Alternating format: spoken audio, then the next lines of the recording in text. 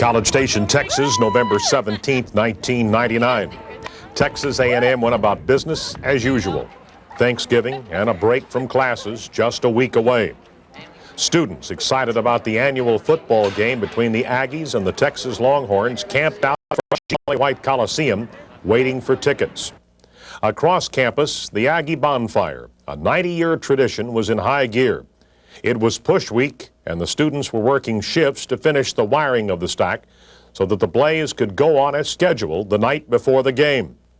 Thursday, November 18th, 2:28 a.m. The unthinkable happened.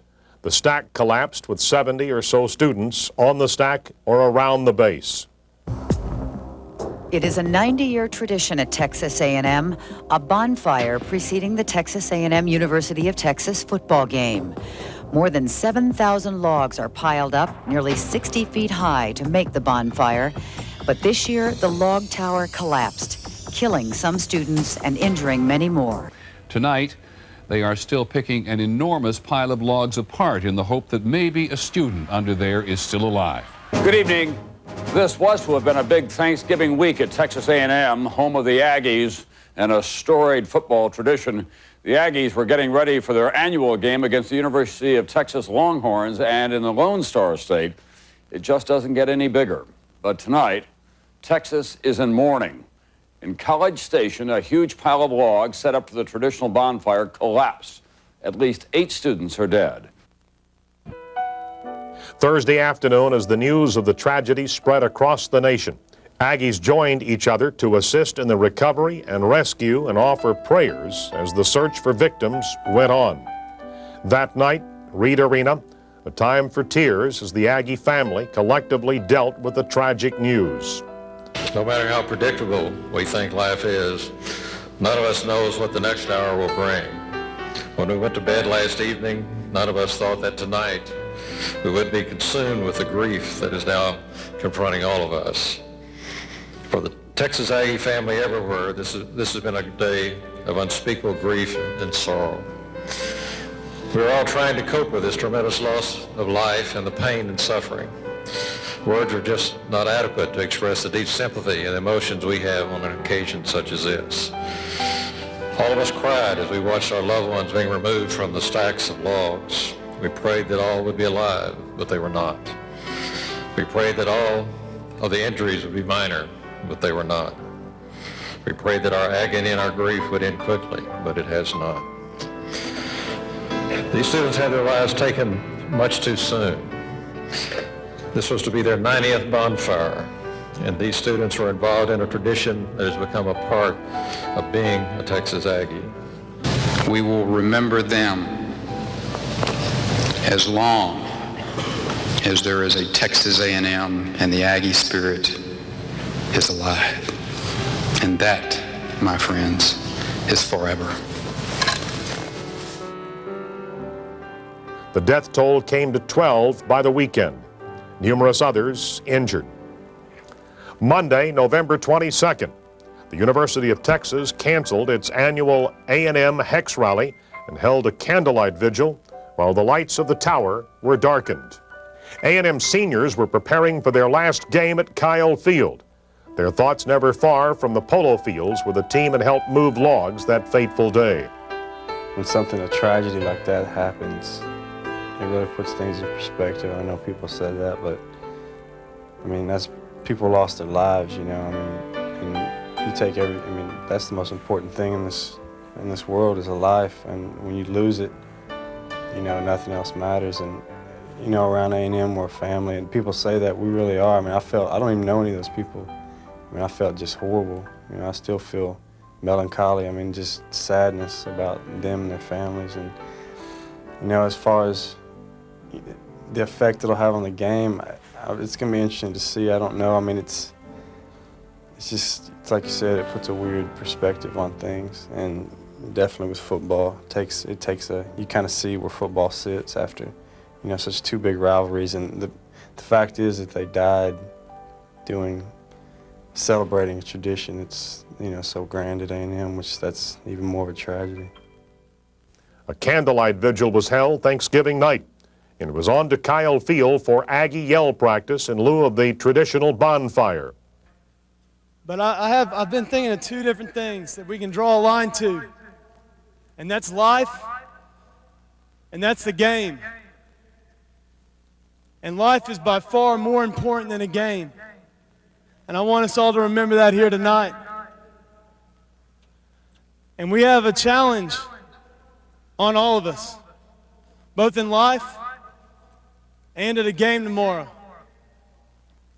We have a challenge in each one of our lives to look for hope and strength and to move on and look at our future after a tough time and tragic week here at Texas A&M. And we'll never forget it. That will never be forgotten. This yell practice is not trying to forget anything. That will always be in our minds as long as the spirit lasts here at Texas A&M. But then I go to the game. I go to the game tomorrow morning, and that's another challenge. And I don't think we should connect those two, because as important as life is and more important than the game, I can tell you this, that game is an important part of every one of our lives.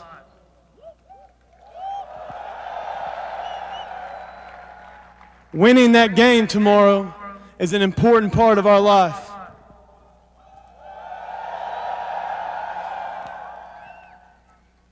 As we stand here tonight and look at our team over here, we got a big challenge tomorrow.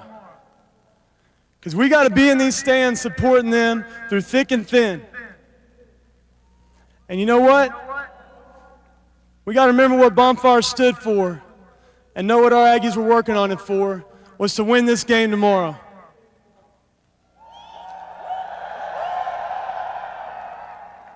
And so as we stand here tonight, I hope we yell louder, we sing our songs louder, and we stand there and hold each other stronger than we ever have. And we just get ready for this game tomorrow.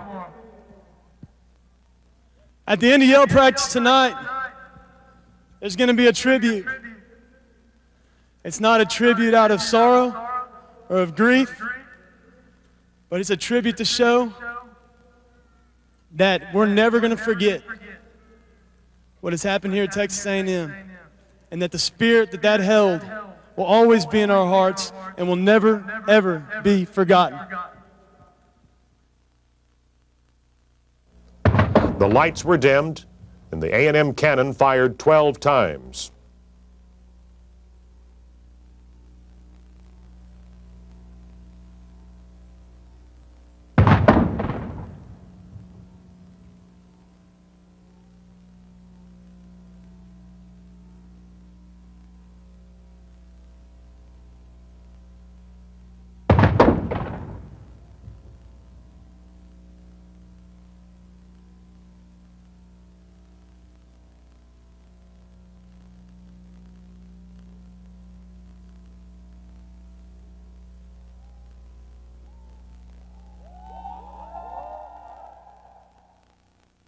When the Aggie war hymn ended, the team embraced the red pots and brown pots and one special attendee, Chip Thiel, a bonfire survivor who made sure he was out of the hospital in time to attend the special yell.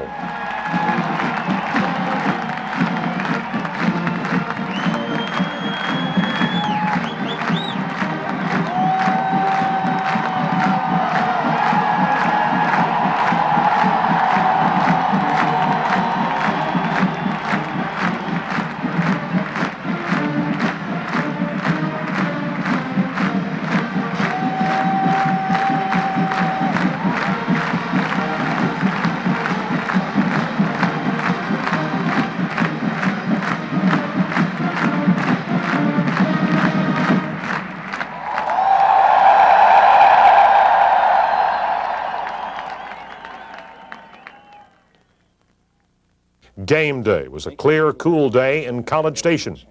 The events of the past week still on everyone's mind. Former President George Bush and his son, Governor George W. Bush, were on hand as the Corps marched into Kyle Field. A moment of silence following the invocation was broken as 4 F-16s flew over the stadium in the missing man formation, a tribute to the fallen Aggies.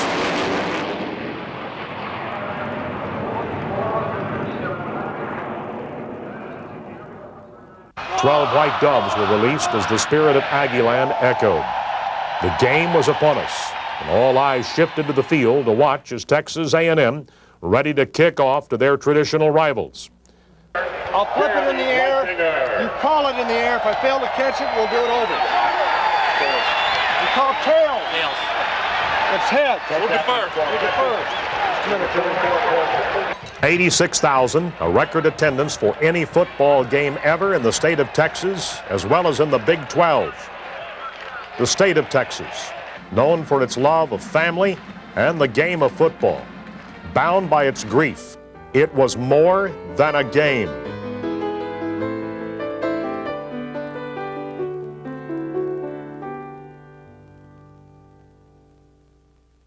Over 86,000 to view the ball game today. It's going to be the largest crowd in the history of, well, matter of fact, professional football as well in the state of Texas. All right, sophomore quarterback Major Applewhite contracted a stomach virus in the last 24 hours and will not start today's game. His playing status questionable. Chris Sims will get his first collegiate start in Applewhite's place. That note just handed to me. So a stomach virus keeps him out at the beginning of the ball game, and Leckler got all of this one, and he puts it near the end line in the zone. They'll bring it out to the 20. Hodges Mitchell was backing up, but had no chance. So it's going to be Sims, 6'5", 210, a freshman from Franklin Lakes, New Jersey. His dad did the color yesterday on the Cowboy game. He has attempted 15 passes with 9 completions, no interceptions, 93 yards, and has not thrown. Yes, he has 2 touchdowns in his 9 completions. So Sims gets the start, and no Applewhite. That was just handed to us. Sims goes under center, offset in the backfield, throws on first down, out in the flats, behind the line, caught. Looks like Kwame Cavill caught it at about the 17, goes to the far sideline, bounces out of bounds at the 21, stopped by Michael Jamison. 49 tackles in his last 7 games. Kwame Cavill, that will be his 86th reception of the season. He has over 1,000 yards, so they complete a pass for a yard at the 21-yard line. It is 2nd down and 9. They have a wide out to the left. That's Flowers. Tight end is on the right side. Flanker right. Offset in the backfield. 2nd and 9 at their 21. Cavill goes in motion back toward the middle of the field. Handoff. They try the middle. Hodges Mitchell will get maybe a yard and a half near the 23. And now we'll face 3rd down. That stop made by Cornelius Anthony. Mitchell into the game today. 224 carries. 1,227 yards. Mitchell brings a much different look to the Longhorn running game. It's more of a cutback style of running and zone blocking as opposed to the power running of Ricky Williams, where you could count on 4 or 5 yards from the Heisman Trophy winner last year. Wide to the left, slot to the right. Single setback, flexed out to the right side. They may be coming on a blitz. They are. And they're going to throw it. It's going to be caught at the 24, 25, down to the 40, out to midfield. Now across the 40, down to the 30-yard line, still on his feet, inside the 25, and down at the 20 will be Jamal Thompson. All the way to the 20-yard line, 57 yards. Michael Jamison finally caught Thompson. He had set up to the left side, came back across the middle, caught the ball. Only his 7th reception of the season. They just hit the Aggies for 57 yards down to the A&M 20. This is exactly what Mike Hankwitz said could not happen when they came after Texas. When they came on a blitz, as they did here, they hit the perfect call, the quick screen, and it goes 57 down to the Aggie 20. Single setback, split into the right, and 2 to the left. Hash mark right, Aggie 20, 1st and 10. They converted on a 3rd down. Sims drops back, time to throw, throws high, incomplete at the Aggie 5-yard line. His intended receiver on that one would have been Flowers, and Webster was there defensively. They wanted to hit the quick screen to Montrell Flowers, the quick slant to Montrell Flowers, He was very well covered, but the ball was very poorly thrown high and behind Flowers, and it'll bring up the 2nd and 10 from the 20. Took the ball from the 23 all the way down to the 20-yard line on a 57-yard pass on a 3rd down play to Jamal Thompson. Under center, offset in the backfield on 2nd down and 10 at the Aggie 20. Play action, draw to the backfield. Hodges Mitchell will be caught at the 15-yard line after a 5-yard pickup. It's going to be 3rd down and 5. Chad Franson, the senior out of New Diana, former walk-on, who has into the game today, 38 tackles, recorded 6 in that Missouri game, made the hit. Here come Gamble, also Brooks, and Coryat out on the field for the Aggies. We make 3 changes defensively. It's 3rd and 5 at the Aggie 15. Split backs. Chris Sims starting for Applewhite, who's got a stomach virus. Split into the right. Flagger to the left. Tight ends, left side of the formation. Ball middle of the field. Here's Sims dropping back. They pick up the blitz. They're going end zone. And the ball is knocked away, incomplete in the zone. Had a man there. That would have been Cavill, and he drew coverage from the Aggie Cedric Curry, who knocked it away. So apparently it will be a field goal effort for Texas. And we should see Chris Stockton, number 13, come out on the field to spot this one at the 22-yard line. It'll be a 32-yard effort. He is 6 of 8 from this range this year. Has 105 points. He's hit 71% of his field goals. Ball will be spotted in the middle of the field, and it will be marked at the 22-yard line. Down, here's the kick. It's on its way, and the kick hit the upright, and it's no good. Upright left side, no good. Aggies will take over. Missed the field goal from 32 yards out. Upright left side. I can't tell you what a big lift this will be for the Aggie team. The air went out of their balloon when they gave up that 57-yard pass, and now to hold them and have this field goal missed, no score, that's a big lift for this Aggie offense. Let's see how they do on their first series.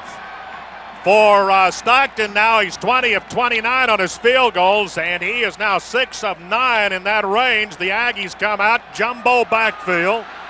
McCowan's under center. They call the play on the sideline. At the 20 after the missed field goal. The handoff will go to Hardiman, and he is caught. They tried the middle. Caught behind the line at the 18-yard line. A loss of 2, so bring up a 2nd down and 12. It's 12:20 to go here in the first quarter. Texas has missed a field goal effort of 32 yards. So they got the ball down to the Aggie 15. Well, the Aggies start against trying to run that against that middle of the line, and that is a very, very difficult task against Rogers and Hampton. 2 wides to the right, 1 to the left, I formation behind McCowan. The center, Seth McKinney. Big guy at 6'3", 290. 2nd down and 11. They marked it at the 21. Going to throw, going sideline. He's got a man fighting for it. Incomplete at midfield on this sideline. At the 50, it was Matt Bumgardner. Drew coverage from Urbis Hill, sophomore from Texas City. Bumgardner into the ball game today, 17 receptions, 268 yards. Well, they tried to drop in a bomb to Bumgardner on the streak pattern, but Urbis Hill with absolutely perfect coverage. The ball was well thrown, but Hill there to knock it away. It's going to bring up the 3rd and 11, the first 3rd down for the Aggies today. High formation behind McCowan. Offensive line is up on the line of scrimmage. Taylor was a tailback, goes in motion. Roll to the right.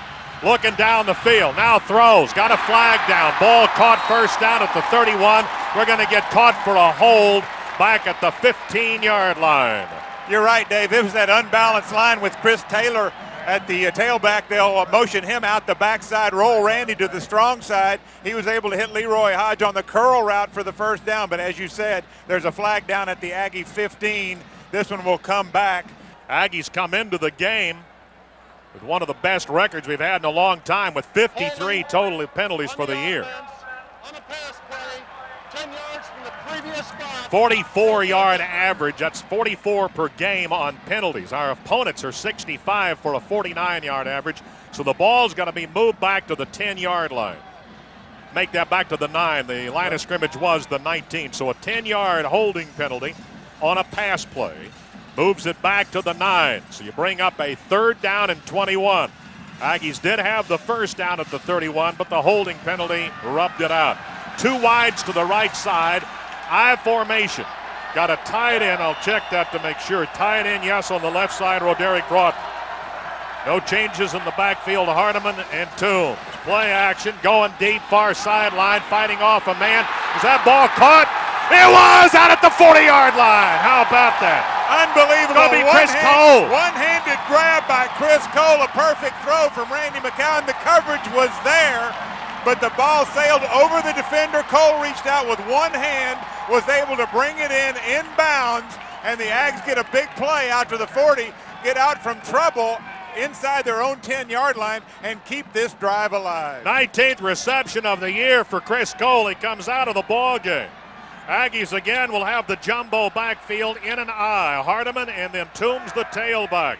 McCowan is under center, and he hands off to big Jamar. Jamar hits over the left side across midfield. He's down to the Texas 46-yard line. Carry that time of 16 yards by big Jamar. Make it 14 yards by Toombs. Just the off-tackle lead play. They hand it to Jamar quickly, and he just won't be denied. He broke a couple of tackles, and he'll move it out to 14 yards and go into Texas territory at the Texas 46.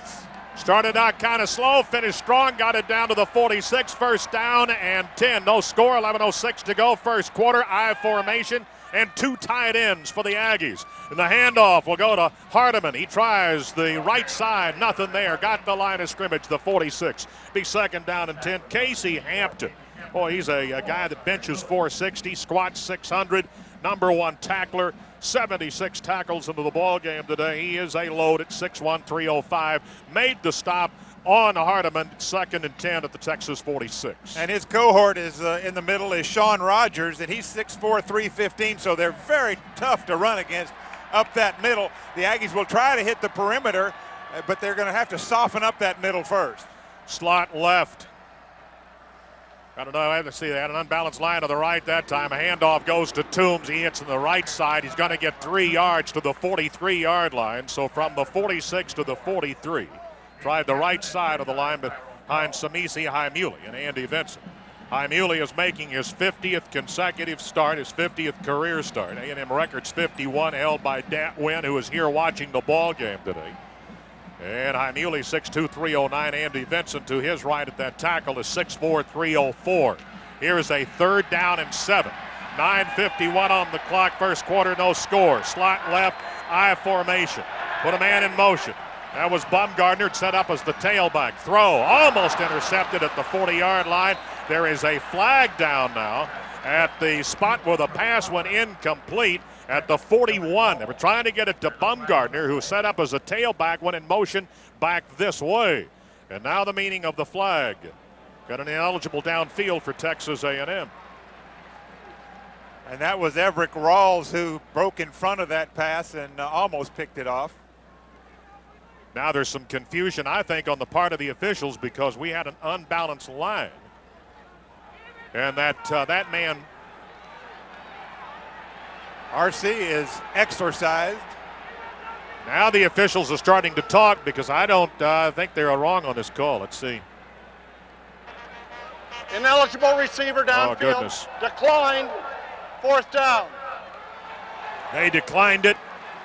Went incomplete. Would have been 4th down anyway. So now you look at a 4th down and 7. And bring in Leckler. And the return man will be Courtney Garcia. He's returned 33 punts for a 5.7-yard average. His longest has been 19 on a return against Oklahoma State. Line of scrimmage, the 43. Likely will try to get this one to that sideline. Leckler waiting on the snap from Chance Pierce. There it is, a little bit low. He contained it. Kick is off this way, and that will go into the end zone. They'll bring it out to the 20-yard line.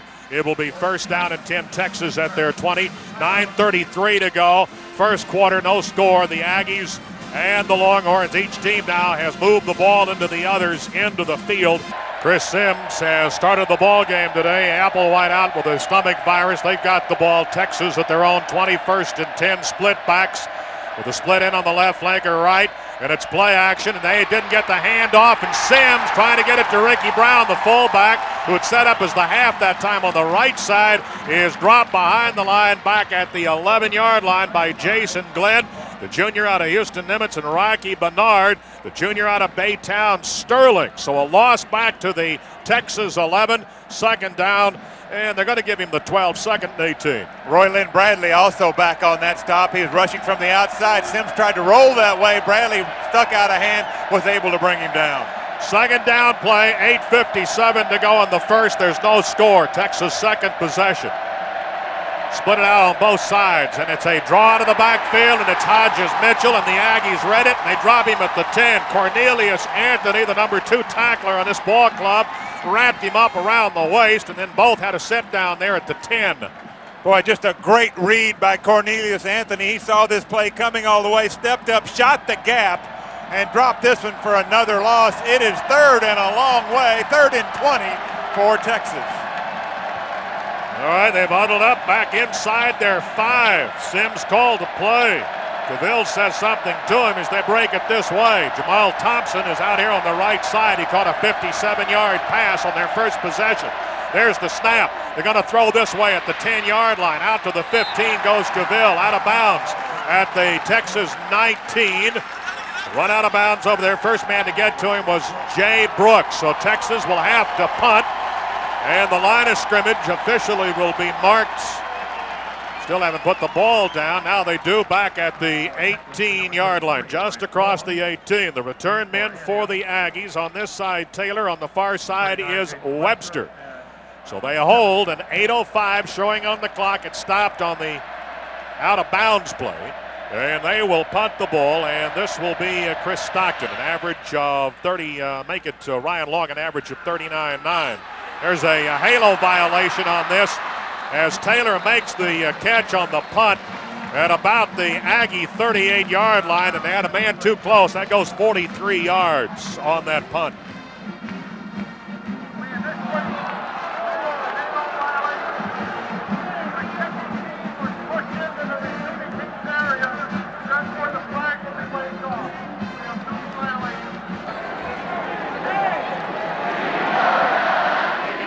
Have the ball at their 48-yard line on their second possession of the game. 7:55 to go in the first. No score. A&M in Texas this day after Thanksgiving in 99. Tight end right, flanker way out to the right side. Split in left, I formation. And the handoff will go to the big guy, Toombs. He hits midfield, gets a 2-yard gain. Wrapped up around the ankles by D.D. Lewis, the middle linebacker. Sophomore out of Houston, Aldean. Weak side linebacker last year, moved to the middle this season. And he has 56 tackles coming into the ball game today. For Toombs, 110 carries, 457 total yards, averaging 45.7 a game at the start of this one.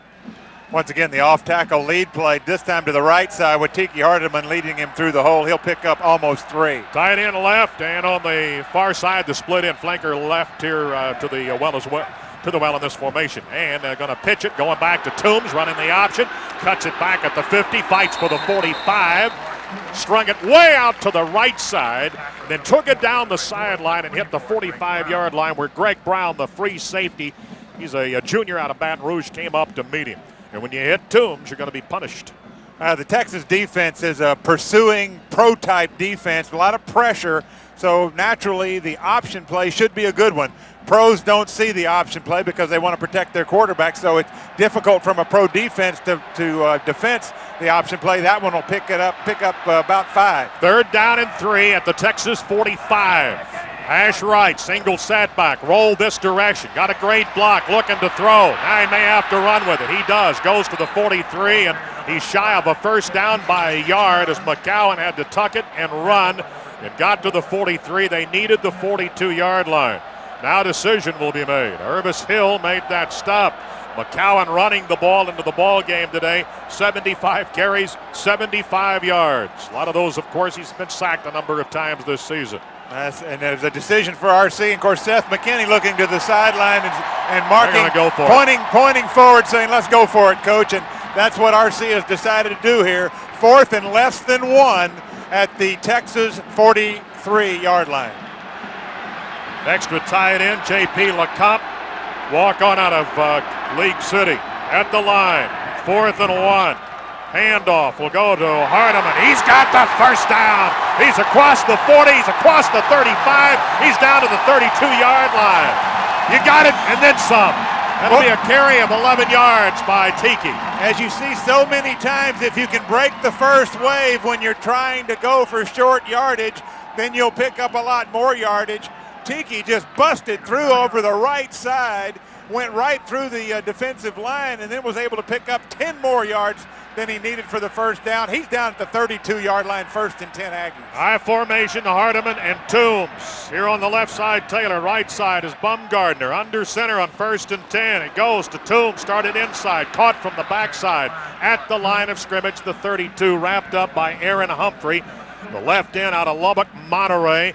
Gave it to Toombs. They tried that left side, then suddenly saw there was nothing there, and he kind of bust out here and brings it to this side of the field where he's wrapped up by Humphrey on his first tackle that we give him credit for today. 2nd and 10 coming, 4:52 to go in the first. There's no score in this ball game at Kyle Field.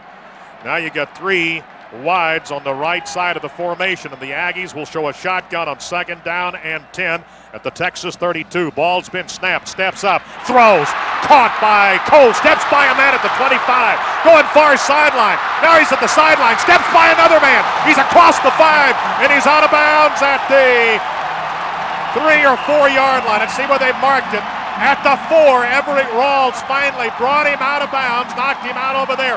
He stepped around 2 men on that carry. The official spot is the 7-yard line. So the Aggies line up with 3 wide receivers to the right side and Cole to the left side. They spread out that defense. It's a crossing route to Cole, a short pattern, and they hit him. And after a couple of acrobatic moves, he'll pick up 25 yards, and the Aggies are in business at the Texas 7-yard line. Boy, looked like Peter Warwick of Florida State making those moves. 2 tights. I formation, 1st and goal, Texas 7. Handoff goes to Jamar. He hits across the 5. He's inside the 5 and falls forward to the 4-yard line. It's going to be 2nd and goal at the Texas 4 when the Aggies come back. It's 4:19 to go in the first quarter, and there's no score in this ball game. Here comes Hodge trotting out on the field for Texas A&M. Hardeman and Toombs stay in there. And we'll probably see Hardeman and Toombs in there most of the day. This big backfield so successful in the running game against Missouri, employed here again today against a good run defense for Texas. 2 tights, I formation, flanker left. Handoff goes to Toombs. He is fighting for the goal line. Did he get in? He got in. It's a touchdown. Toombs hit at the goal line and got the ball across the goal line. Jamar just scored. It's 9th touchdown of the season. Aggies lead 6-0 before the point after by Shane Leckler. Mark Ferris will hold. Chance Pierce will be the deep snapper. Aggies have the lead, 6-0 over the Horns. 3:49 to go in the first. Toombs just scored his 9th touchdown of the season. Dropped the snap from center. Now here is Leckler looking to throw. He does. It's intercepted by Texas. Here comes a return from the 20 to the 40 to the 50.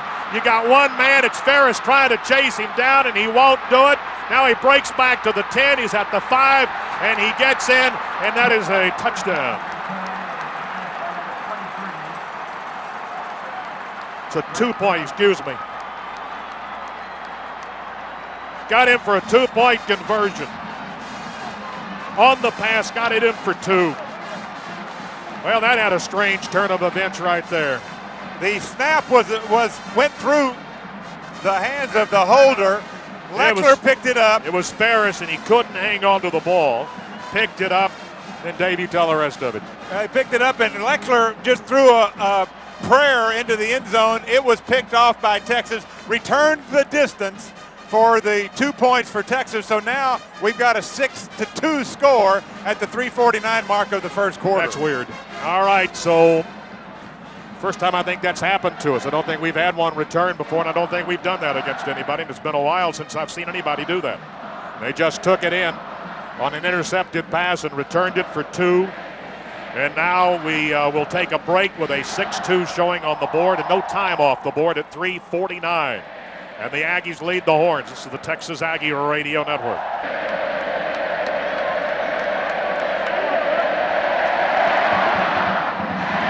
Close this time. It will be about 2 yards deep, and Mitchell will return to the 10 to the 15.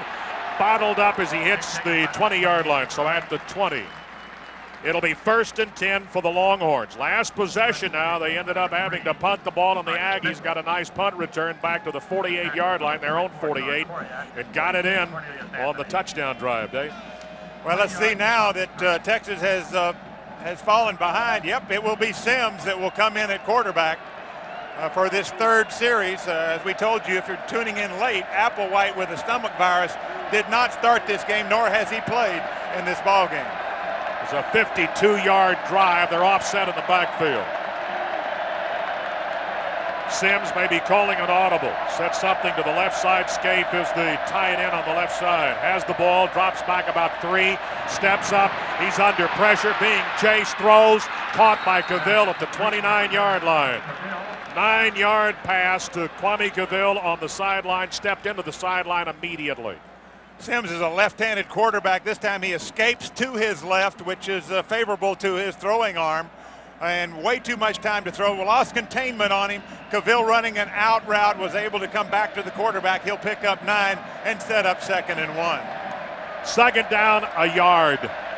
Single setback with 2 wides on the right side, 1 in a slot. Tight ends left side, split in on the left. Hodges Mitchell is the tailback. He's back there by himself. Aggs were faking the blitz. And now a flag, a whistle, may have run out of time. It's going to be against Texas. That was 2nd down and a yard at the 29. False start prior to the snap on the offense. It's going to be 2nd down and 6 back at the 24. Texas coming into the ball game today has been penalized 97 times for an average of 72 a game. That compares, I told you earlier, to the Aggies of 53 times and 44 a game. So penalized about 30 yards more per ball game than A&M. Cavill's going to the left side, moved over there by Sims. 2 wides on the right side of this formation. Sims under center. Has it. Aggs are coming. The ball is caught and then dropped. Are they going to call that a reception or not? Official over there has made no ruling. They just did. They said it was an incomplete pass, and from here, that's what I think should have been the proper call. I don't think he got his feet down with control. Official on the sideline apparently had no idea, and he had to wait for one of his co-officials to come up and say incomplete. Jones checks out of the ball game. He's one of their tight ends. Mike Jones, a sophomore out of San Antonio, Marshall High School. They come to the line of scrimmage. It's going to be 3rd down. It's going to be 6 at their 24. Sims in a shotgun. 2 wides to the right, 2 on the short side of the formation as well. Single setback to his right, rolling right, under some pressure. Now will have to run with the ball. He's across the 30-yard line to the 35. He's across the 45, and he's all the way out to the 47-yard line. On 3rd down and 6, Sims carries 23 yards, finally run down by Brandon Jennings. Sims shows why he was the most sought-after quarterback in last year's recruiting. Just an outstanding player. He throws the ball well, and there he showed his running ability, rolling to his right, found a hole. The Aggies had all of his receivers covered, but he was able to break loose and pick up the 1st out at the 47. High formation behind Chris Sims. Line of scrimmage, the 47. They're 47. It's 1st and 10. Maybe calling an audible, turns around, says something to his running backs. 12 man making a lot of noise. Deep pitch to Hodges Mitchell. Caught behind the line. That will be Brandon Jennings, a yard loss back to the 46-yard line. It's going to be a 2nd down and 11 when they return. Time is 2:30. Clock rolls 6-2 the Aggies. Aggies dropped the snap from center on the point after. Was picked up by Leckler. He rolled to the right. He threw it. Was intercepted by Lee Jackson. And he went the other way for a 2-point conversion. Cavill wide left. And they got Flower. They're trying to call timeout. They can't get it. Now the whistles. They were trying to get a timeout on the field. Flowers was looking at the official on this side, was trying to call timeout, but nobody was giving it to him. And then finally they got the timeout. It came from the far side of the field after Montrell Flowers was trying to get it on this side of the formation. So with a timeout, we'll take a break here with 2:01 remaining in the first quarter, and the Aggies lead 6-2 over Texas. Chris Sims is the quarterback. Applewhite stomach virus, offset in the backfield. On second down and about 11. Gonna throw the ball, and it is intercepted by Gamble on a deflection at the 50, dragging a man from the 45 to the 44. Trying to hit the quick slant pattern. The ball bounced up in the air and looked like a pinball. It bounced off a couple of Aggies, and then Gamble was able to pull it down. He'll return it inside Texas territory down to the 44-yard line. The Aggies have gotten the first turnover and have good field position. First interception for Brian Gamble, 17th interception turned in by Texas A&M this year. They get the ball at the Texas 44 with 1:53 to go in the first quarter, and the Aggies lead 6-2. Trying to get yardage on that interception on the point after. It's over 90 yards that got him that 2. Bethel Johnson was a tailback in the eye, went in motion, snap it, roll this way, under pressure. McCowan drops back across the 50, trying to get away from Cedric Woodard, and he fell down back at the Aggie 46-yard line. A loss on that play of better than 10 yards. About right out of 10. Heavy pressure. Randy rolling to his left, couldn't find a receiver. Difficult to throw when you roll to your left. He had Bethel Johnson going that direction as well. But as he tried to turn around to avoid the pressure, his feet slipped out from under him, and he'll take a 10-yard loss. Hodge goes to the right side. You got an I formation behind McCown. On second down and 20 at the Aggie 46 with 1:13 to go in the first. Snapped it. Hand off to Toombs, wrapped up as he hits the line, gets a yard to the 47-yard line. Toombs carries. Cedric Woodard, he's a senior out of Sweeney, returning starter from last year's ball club, made that stop. 33 tackles coming into the ball game today. Had a good day against the Aggies last year when he recorded 9 stops. So they pick up a yard. It'll be third down and 19. The clock showing 45 seconds until the end of the first, and the Aggies lead Texas 6-2. I formation, slot left, tight end is on the right side, Roderick Broughton. Receivers are Bumgardner and Taylor. Play action, here is McCowan under pressure, sack, fumble the ball, and it has been recovered by Texas at the Aggie 35-yard line. Apparently, Aaron Humphrey got the fumble as McCowan goes down at about the 37, and the ball then rolled to the 35, turnover against A&M. Well, they had play action going back to the left, and he got pressure up the middle, so he rolled to his right, and as he was trying to tuck it under, it didn't look like anybody hit the ball. It just kind of slipped out the back as he was going down. Texas gets a turnover, and they have good field position at the Aggie 37. Well, they got it to the 35. The ball has been spotted at the 37. 25 seconds to go in the first quarter. 6-2 is our score. Aggie scoring drive was 8 plays, 52 yards. First down and 10 at the Aggie 37. Sims, Aggs faking the blitz. They are coming. Sims is caught. Ball's on the turf. Who got it? There's a flag down now. They picked the flag back up. They're waving that off. Who got the fumble? I think he was trying to throw his bag, and he threw the flag. He had looking for the bean bag, and they say Texas got it back. But the fumble recovery by Texas on the ball dropped by Sims is back at the 42-yard line, at the 42.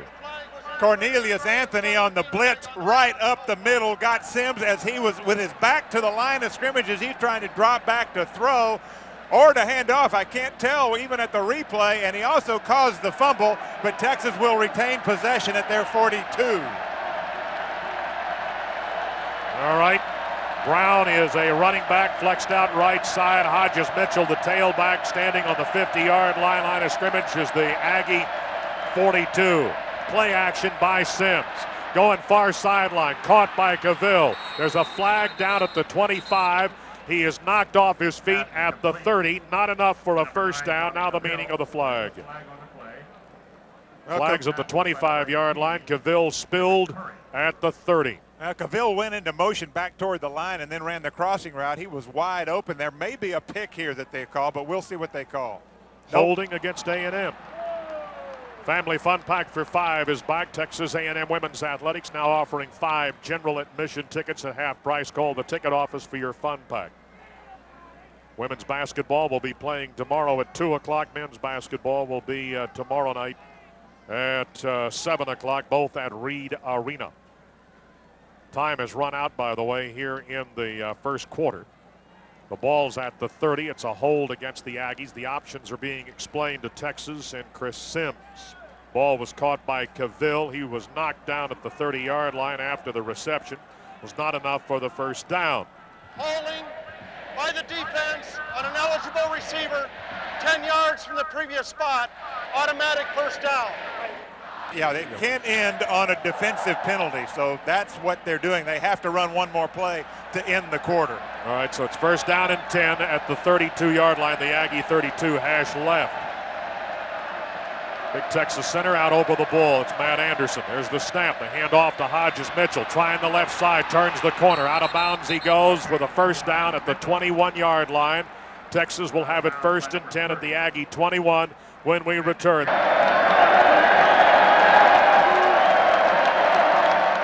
Mitchell. Slot to the right. Split in here on the left side. Under center. Snap it. Give it to Mitchell. Trying this side. Caught and dropped as he hits the 15-yard line. They sprinted out here to the left side, and he made it to the 14. Rocky Bernard, the junior out of Baytown Sterling. 7 tackles in the ball game against Oklahoma State, a season high. 25 tackles into the game today. Did not play against Missouri out there as the defensive left end in this ball game. Pick up on that carry of about 7 yards. Going to be second down and 3. At the Aggie 14, they need the 11. Hash to the left, single set back. Sims under center. They'll hand off again to Mitchell. Started inside, started back to the right. Now he gets away and he's going to score a touchdown. He got in easily. Started right, cut back to his left, and really from about the 10, he had nobody touch him, and like that, it's 8-6 in favor of Texas. And probably see a 2-point attempt by Texas here. We'll see if they go with the 2 or the... No, they're going to kick for the 1 extra point. Hodges Mitchell brings a different look to this Texas running game.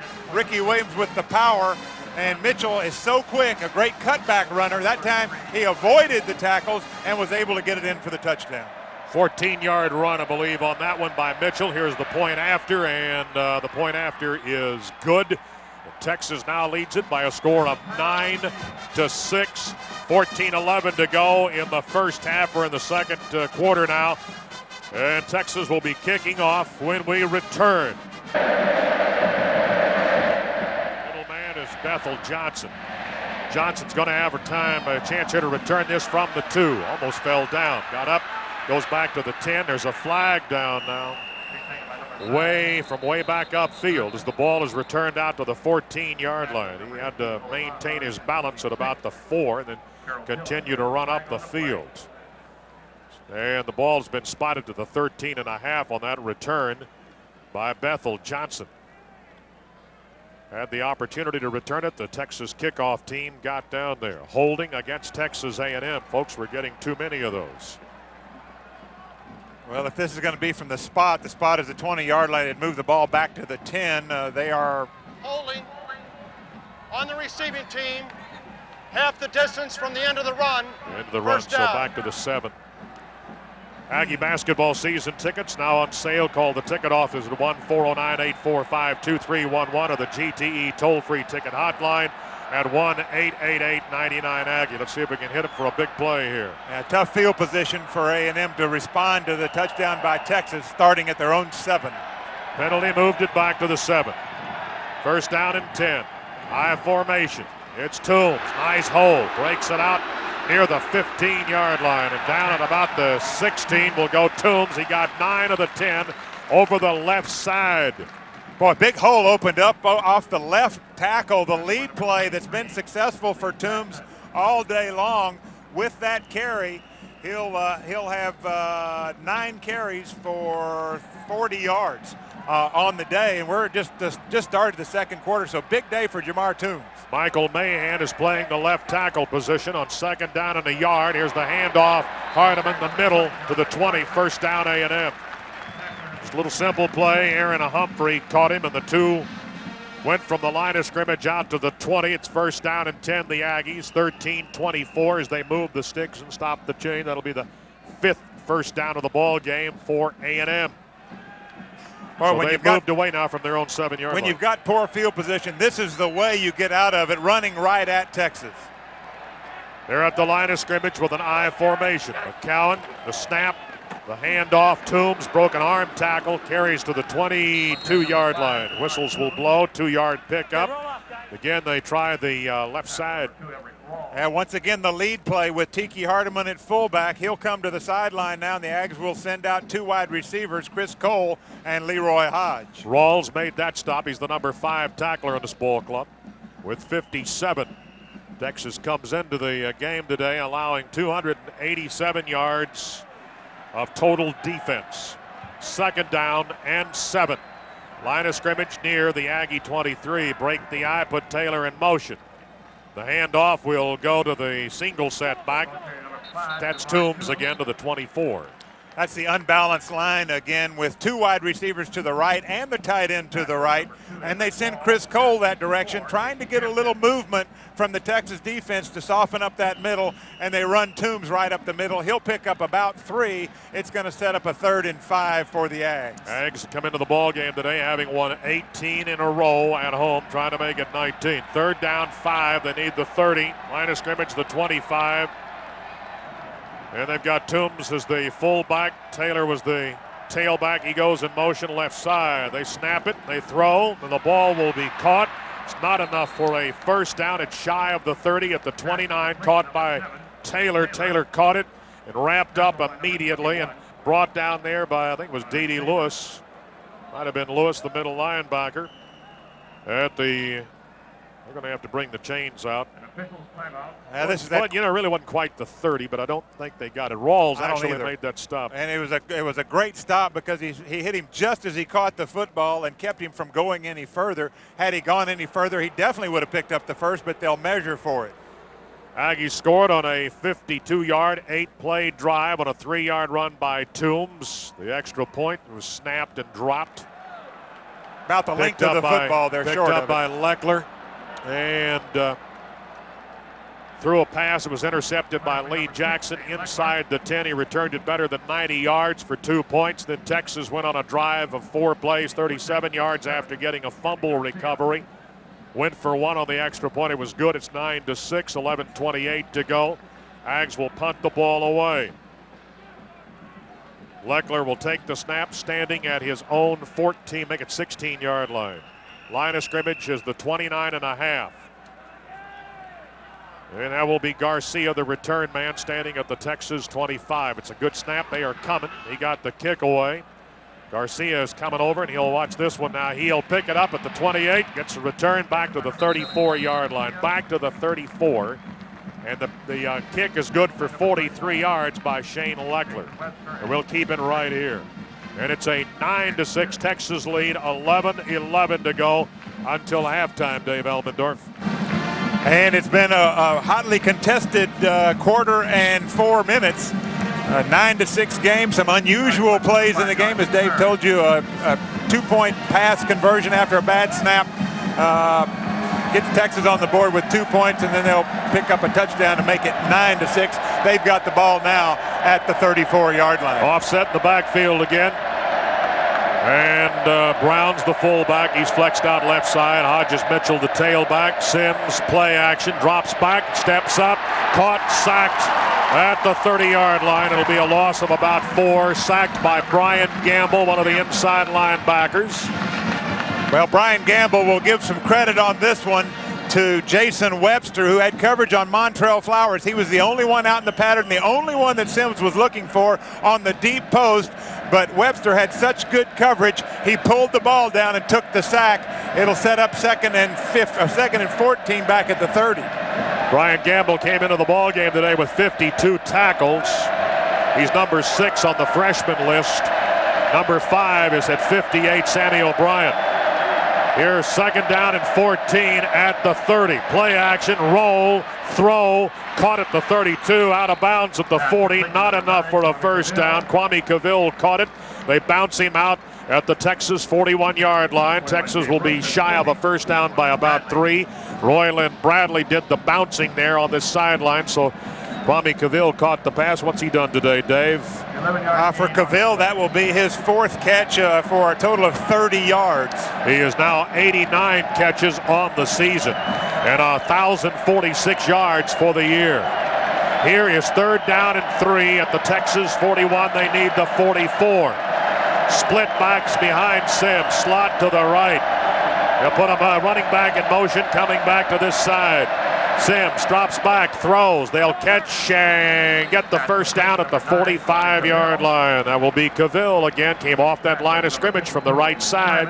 They knew exactly what they needed, and they got it at the 45-yard line. Amon Simon wrapped him up. So he just made his 5th catch. That's that quick slant, and Sims just drilled it in before the Aggie defender could get in the way of that pass. Just enough for the first down at the 45. First down and 10. Clock 10:04 and counting. 9-6. Texas has the lead over the Aggies. I formation. No change in the running backs. Tight end on the left. Hodges Mitchell will get the handoff, and they get to the midfield stripe at the 50. They got 5 right there. Only returning starter in this lineup in that offensive line is Roger Raisler.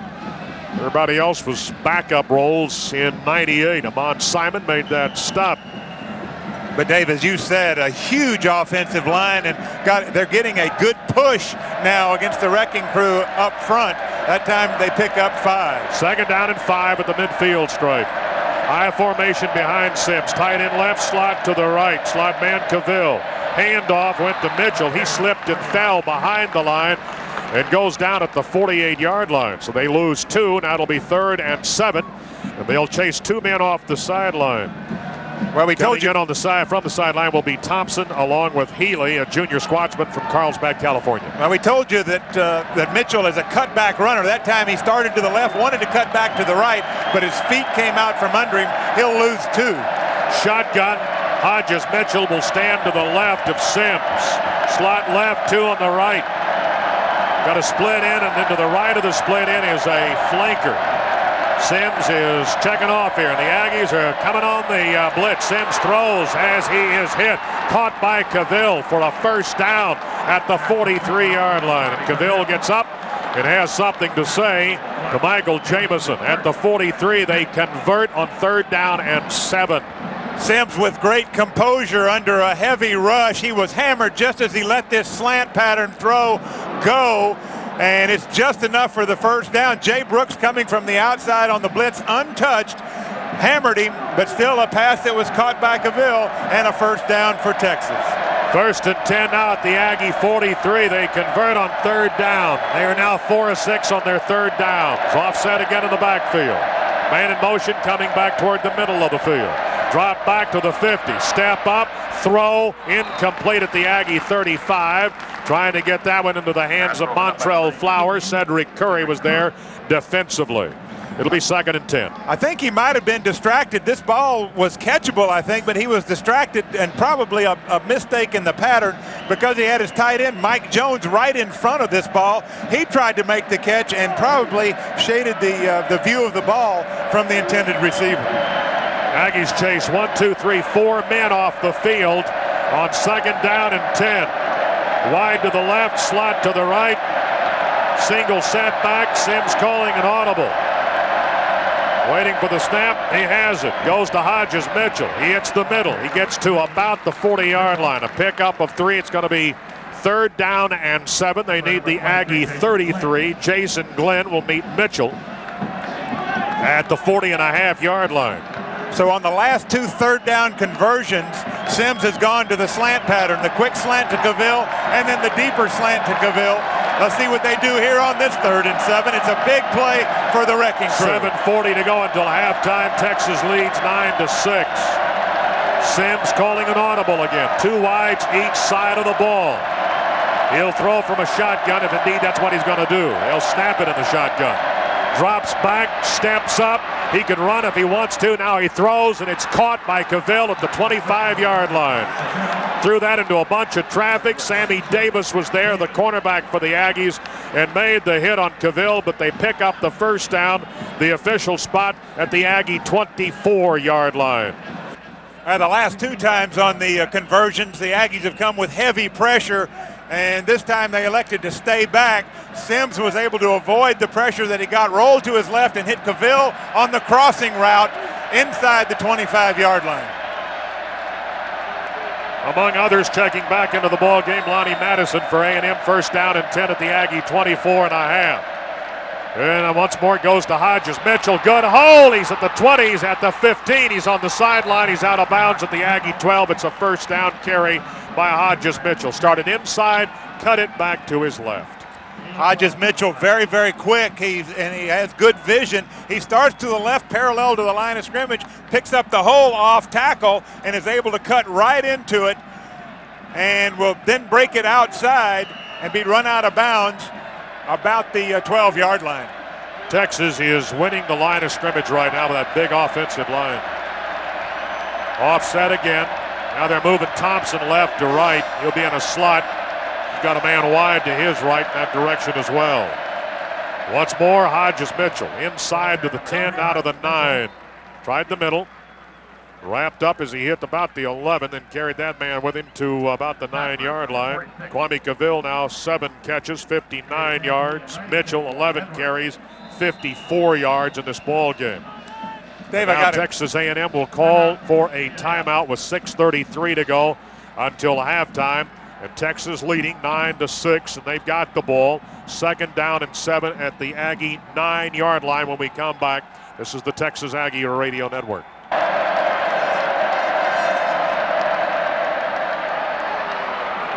To the 2-yard line. He's got a first down if they indeed give him just past the 2, and they did. It's going to be 1st and goal at the Aggie 1.5-yard line. Jason Glenn, they just went straight ahead that time. That big offensive line is doing a heck of a job for the Longhorns. They are loads, and they opened up a big hole right up the middle, and Hodges Mitchell with his quickness scooted through it, and he'll pick up the first and set up a 1st and goal inside the Aggie 2-yard line. 6:23 until halftime. Texas now 186 yards in total offense. The Aggies have 101. 1st and goal, 1.5 yards to get it into the zone. Split backs, they're offset. Sims puts a man in motion. Thompson going right. Handoff goes to Mitchell. Hit, and did he get in? No, he didn't. No, they're going to give him right at the goal line. He got inside the 1, and they stood him up when he hit the left side here. Alex makes some changes, bringing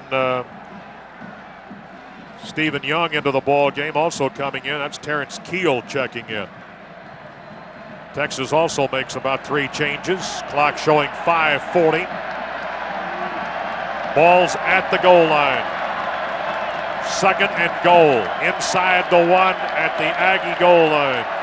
Time 5:29. Power formation. Extra man in the backfield. Sims takes it. Hands off.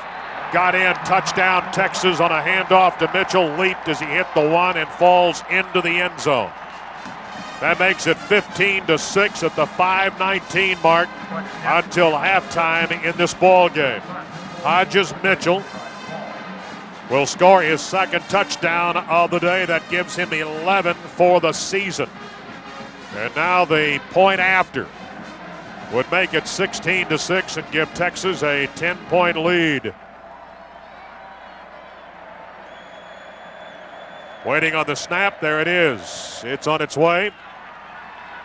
And Stockton just hit good again.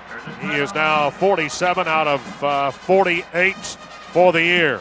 Very impressive drive for Texas following a punt. They took it at their own 34, 66 yards, 14 plays, and during the drive, Sims able to convert on 3 third downs facing him, all pass plays, and then Robertson takes it in on the 1-yard plunge right over the middle, and Texas leads at 16-6 at the 5:19 mark of the second quarter, and we're about ready for the kickoff. Had a chance to return the last Texas kickoff, but only got it out to about the 14-yard line and then got caught for a holding and backed it up to the 7. This one will not be returned. Bethel Johnson will go back to the end line and take the knee, but you will get it out to the 20-yard line. So 1st and 10. There's still time remaining in this first half to get something on the board. We have 5:13 to go until halftime. And Texas has taken the lead 16-6. Again, they went 14 plays and 66 yards. Prior to that, they went 4 plays and 37 yards. Mitchell scored on a 14-yard run, and then Robertson has scored on a 1-yard carry. And they have the interception on the conversion that got him 2. Hand off in the backfield. Goes to Toombs. He got back to the line of scrimmage at the 20. Texas wraps him up. D.D. Lewis, sophomore out of Houston, Aldine, one of the returning starters from 98. Came in, got that stop that time. He had 56 tackles into the ball game, has an interception earlier this season. Texas as a team has intercepted 9 passes into the ball game today. It is 16-6, and the clock is now at 4:45. A&M 2nd down and 10. They tried the middle a moment ago to Toombs. Toombs stays in now as the fullback. They got Taylor as the tailback. The ball goes to Toombs. He's wrapped up behind the line back at the 18-yard line. Loss of 2. Sean Rogers there, the junior out of LaPorte, leads this ball club in tackles for loss. He just got one right there. It's his 18th of the year. Once again, the unbalanced line, and the Aggies trying to run to the strength of that offense with the 2 wide receivers and the tight end, but Texas all over that one. And they'll come out now with a slot to the right. 3rd down and 12 at the Aggie 18-yard line. Must get to the 30. 4 minutes to go until halftime. Texas leads 16-6. Play action, time to throw, going deep over the middle, and he overthrows Bethel Johnson. He went over Johnson's right shoulder. Bethel was looking over the left shoulder out around the 45. It's incomplete, and the Texas fans will give their defense a big hand here as we'll bring Leckler in to punt the ball away. Texas will get another touch here in the first half with 3:53 remaining until halftime. Well, Bethel Johnson with a couple of steps lead on the defender. He had the free safety coming over, but the ball thrown back to his right because McCowan was under heavy pressure. Take the snap back at the 4. It was high, and it's a wobbly kick. And it's going to hit at midfield and roll across the midfield stripe inside the 45 to the Texas 43. Didn't hit that one well at all. But he got some roll and kicked it out there some 39 yards. 39-yard play. High formation behind Sims. Has the ball, drops back, steps up, hit as he throws. He's going deep, and it is incomplete inside the 20 at about the Aggie 17-yard line. Intended receiver was Cavill, and he drew coverage from Jason Webster, the senior out of Houston Willow Ridge. The 18 Aggie seniors were the honorary captains for the coin toss before the game started today. And Webster, of course, one of those folks. And a very, very good cover corner, staying step for step with Kwame Cavill. The ball thrown to the post a little too far for Cavill to get to. Webster leads this team in solo tackles this year with 51. He had 8 tackles against Texas last year. 2nd and 10 at the Texas 43. Handoff to Hodges Mitchell. Got a yard. Nope. Got the line of scrimmage, the 43. Wrapped up about the time he got the handoff by Jason Glenn, the junior out of Houston Nimitz. Jason Glenn doing a great job of coming around the corner as he read this play and catching Hodges Mitchell from behind. Stop it for no gain. 3rd and 10. Texas comes into the game today, number 5 in the USA Today poll, number 7 in the AP. 3rd down and 10. Clock will go under 3 minutes until halftime. They're going to operate from a shotgun. Sims pointing some things out. Drops back, steps up, Still under pressure, running to the sideline, pumps, and now steps into the sideline. He fumbled the ball, but he stepped out of bounds at the 47-yard line. Now a flag will go down. He was hit out of bounds. It's a go against the Aggies. RC is saying he was on the sideline when he was hit. Bill Johnson is saying he was on the sideline when he was hit and not out of bounds. Sims lost his helmet. They have spotted him out of bounds at the 49-yard line. Actually, he stepped out back at around the 47. They've gone in and picked up the flag. Yep, they're going to disallow it. That's a good call. I just saw the replay. It was right on the sideline. There is no way that could be called a penalty for hitting outside the line of scrimmage or out of bounds. No way. Jay Brooks was there and hit him, but he was in play. He was on that sideline, and he actually stepped out of bounds at the 47-yard line. The play that was being contested was across the 50. Not enough for a first down. And RC continuing to talk to this official on the sideline. Line of scrimmage will be the 47, so the defense holds, and they will have to punt the ball, Texas. The punter is Ryan Long, an average of 39.8 into the game today on 42 kicks. 2:45 to go until halftime.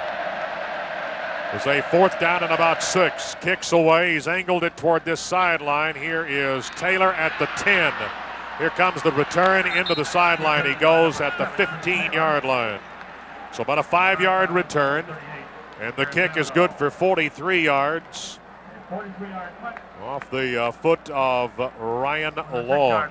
They'll operate from a shotgun.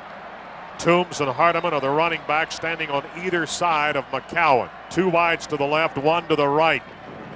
There's the snap. Has time, forced out of the pocket. Coming to the sideline. Now throws one, puts it up for grabs into the sideline and out of bounds. Trying to get it to Taylor. He was running into the sideline inside his own 5 as he let that one fly, and that's the kind right there that makes you nervous. Well, good decision by Randy. He let it fly and knew it wasn't going to be complete, but it was about 5 yards out of bounds, and he saved about 10 yards in a loss.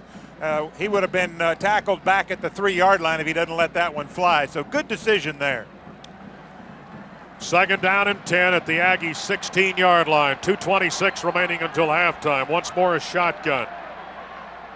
Same 2 running backs, 2 wides to the left, 1 to the right. Right's the short side, inside a handoff goes to Hardiman. Goes across the 20 out to about the 21-yard line. Clock will continue to work now at 2:16. And that was Rawls along with Humphrey on the tackle. Hardiman carried to the 21 on third down conversions. The Aggies now are 1 out of 6. 1 of 6 in the first half. Texas is 5 out of 8. Shotgun.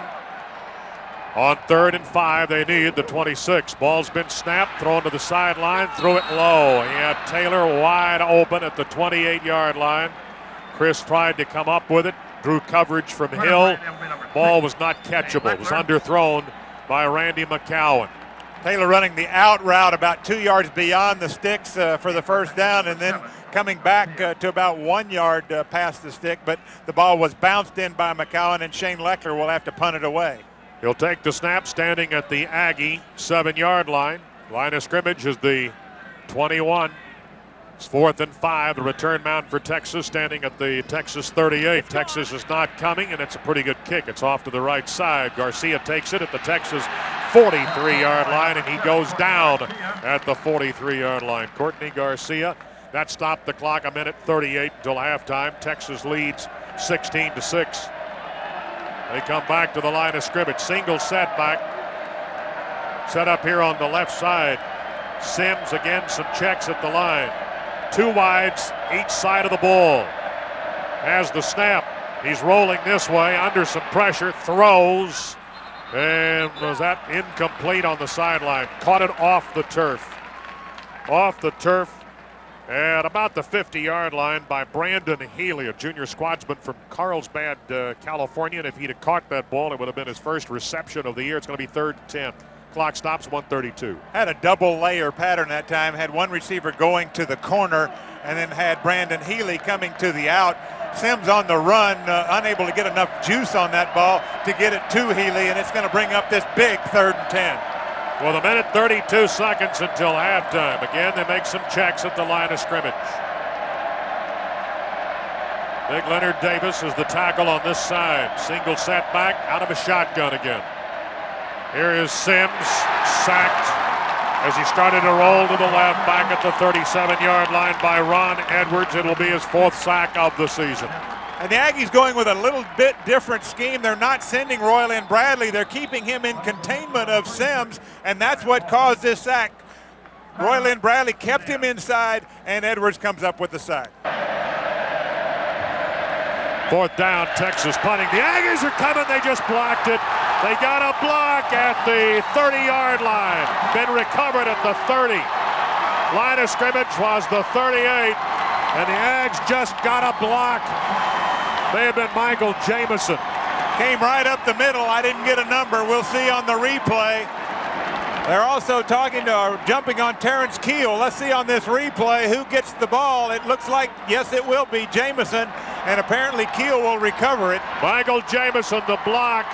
Aggies recovered at the 31. A minute 10 to go until halftime. Let's get something right here.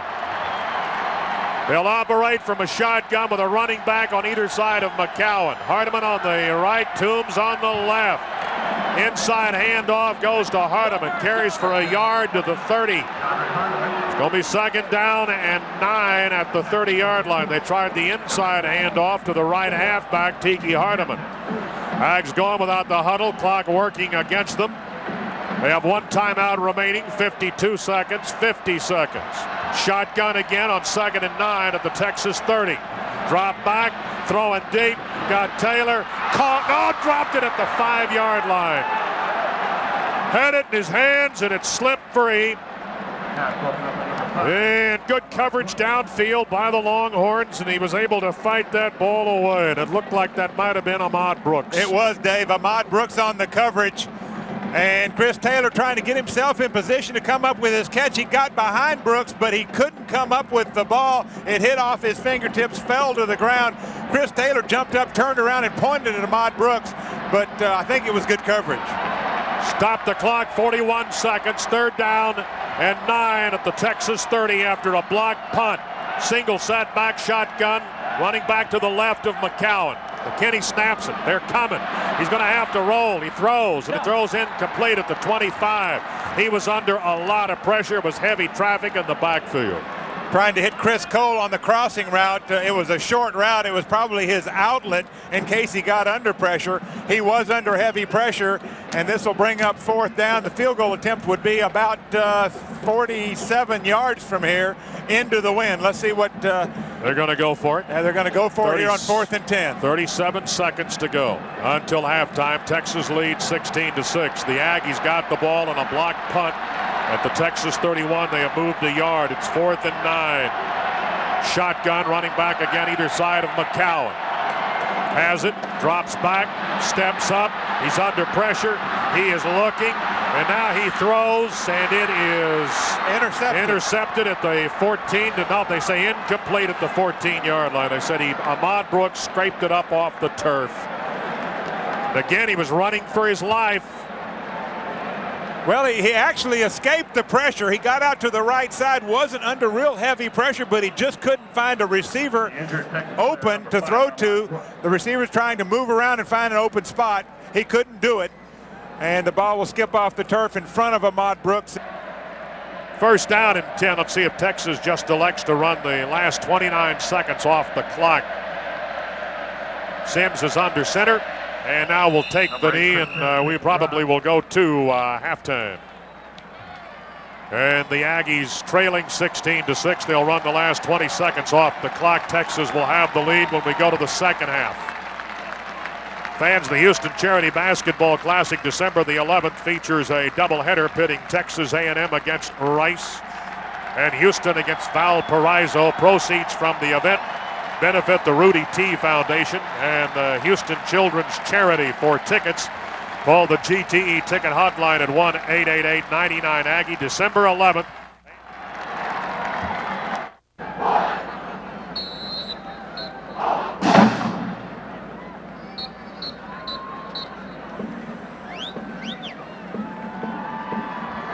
Ladies and gentlemen, the University of Texas Longhorn Band.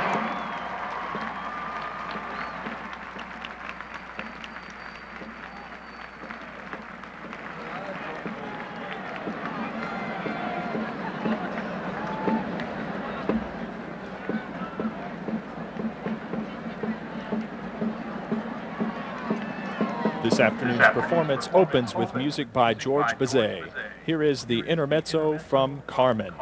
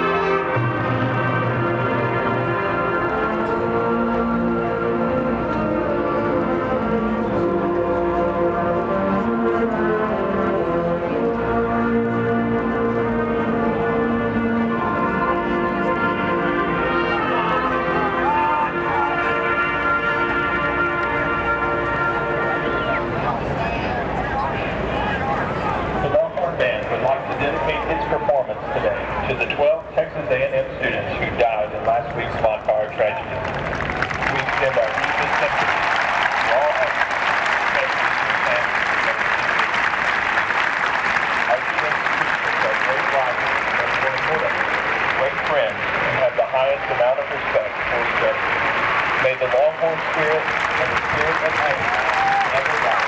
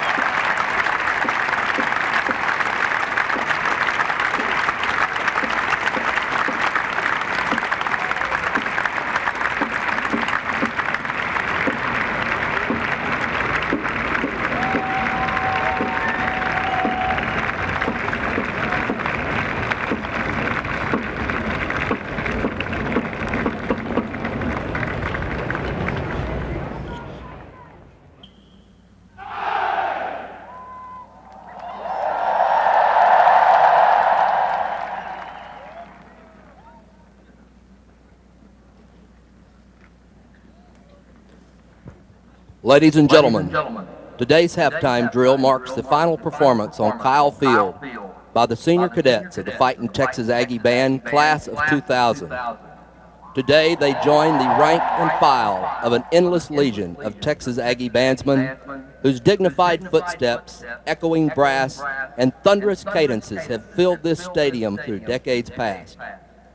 May each senior know that because of their dedication, self-discipline, and unity of spirit, that they were good enough and proud enough and tough enough to be called the noble men of Kyle. The Fightin' Texas Aggie Band, class of 2000, wishes to dedicate their last Kyle Field performance to the 12 Aggies who were killed in the Bonfire tragedy, to those injured, and to their classmates, families, and friends. And now, formed at the north end of Kyle Field, the nationally famous Fightin' Texas Aggie Band.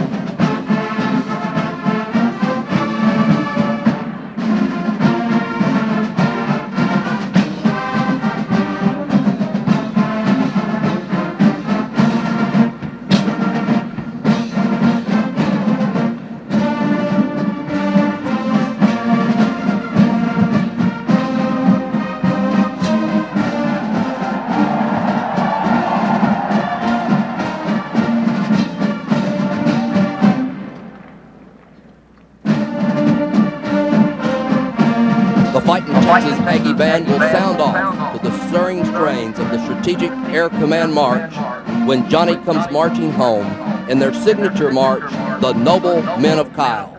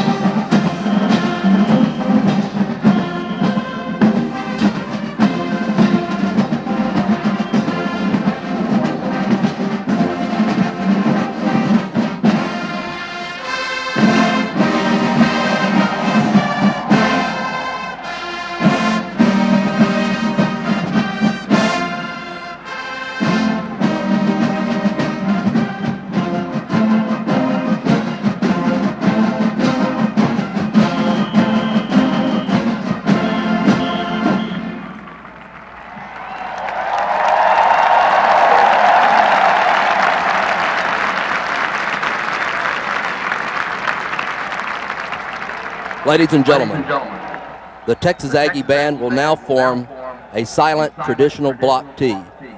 We ask that you join us in this silent tribute.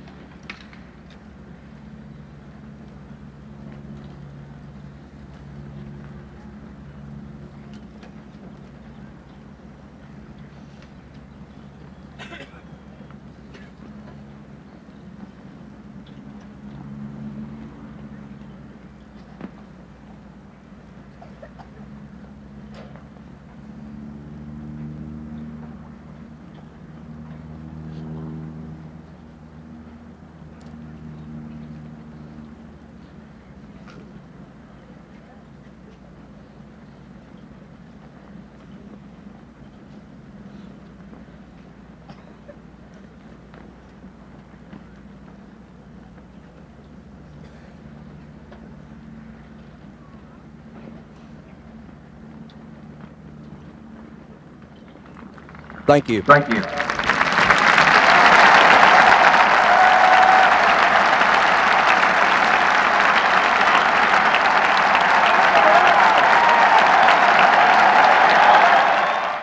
Texas will kick off, the wind at their back. It's a crossing wind. It's coming out of the southeast, blowing toward the, actually out of the southwest, blowing toward the northeast corner of Kyle Fields.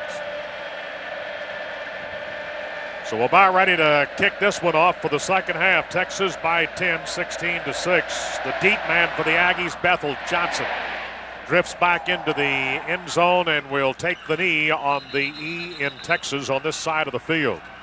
So A&M will start first on offense. They'll have it first down and 10 at their 20. And again, in the first half, they mustered 105 total yards. McCowan was 3 of 11. Throwing the ball, Sims was 8 of 16, 1 interception. Aggies were penalized, 3 times for 26 yards. Also had the lost fumble. Here they are, first down and 10 with an I formation. And the starting backfield again of Hardiman and Toombs. Toombs, led by Hardiman, goes over the left side, got a yard to the 21-yard line out of that I formation. Everett Rawls out of Texas City made that stop. Had 10 tackles in their game against Rice.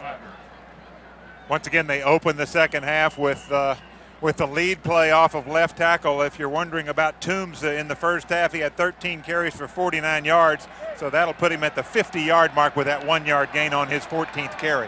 Aggies had 6, they get 5 first downs. Second down and about 8 near the Aggie 22. Hash left, I formation, 2 wides on this side. Goes to Toombs. He has a good hold, and he busts this one out for a first down across the 30 to the 31-yard line. And Toombs gets up, talking to this side of the stadium, talking to his teammates, walking back toward the huddle. Greg Brown out of Baton Rouge. The free safety ended up making the stop, but not before Big Jamar. The big rumble went out to the 31-yard line. First down, A&M, number 6. 15 carries now, 60 yards for Jamar. I formation again behind McCowan on first and 10 at the Aggie 31. Handoff goes to Tiki. He fights for a yard to the 32. Tried the left side. And we continue to play on the left side with Michael Mahan at that left tackle position, 6'6", 292. The freshman redshirt out of Homer, Louisiana. Aaron Humphrey ended up making that last stop. He has 45 career tackles for loss coming into the game today. He's been a dandy for the Texas defense. Here's second and 9 at the 32, and it's Toombs again. Boy, he has stood up. That was a great tackle that time. made by Casey Hampton. He hit the 33, and Hampton stood him up and pushed him back, and it takes something to do that against Jamar Toombs. This was a very fine play by Casey Hampton, Dave. It looked like this play was going to pick up more than it did. Blocking was good, but Hampton came in there. And usually when Jamar gets ahead of steam like that, he's very difficult to bring down. Hampton hit him right in the chops and stopped him for a 1-yard gain. 3rd down and 8. Aggies need their 41.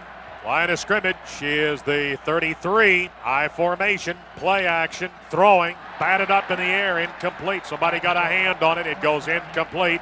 Now we're going to look at 4th down. Aaron Humphrey got a hand on it. On the pass knockdown, it will be his 7th of the season. Wanted to go to the quick slant pattern on the right side, and Humphrey right there jumped up, knocked it back down, and that will force the Aggies into punt formation. 4 punts and a 40-yard average for Leckler in the first half. A little low on the snap. They're coming again. Oh, he boomed this one into the wind. Fair catch called for by Garcia at the Texas 29, maybe 28.5-yard line. We're going to get a timeout down on the field. Aggie basketball presents the 6th Man Club. To join, call 845-4531. The 6th Man Club supports Aggie basketball. We take a break. Texas has the lead 16-6, 12.5 to go in the 3rd quarter. Just underway. A 38-yard punt by Leckler was fair caught. Back after this. This is Texas Aggie football. Texas playing without Major Applewhite, stomach virus. Chris Sims started the ball game. He's done a nice job. 1st down and 10. Texas at their 29. They're ahead 16-6. Just underway in the 3rd. Throws it out in the flats. Kwame Cavill caught it at the line of scrimmage and goes for a couple of yards to the 31. He was dropped by Jay Brooks. They caught that one in a crowd, and the Aggies were able to contain him after a 2-yard pickup, 2nd and 8.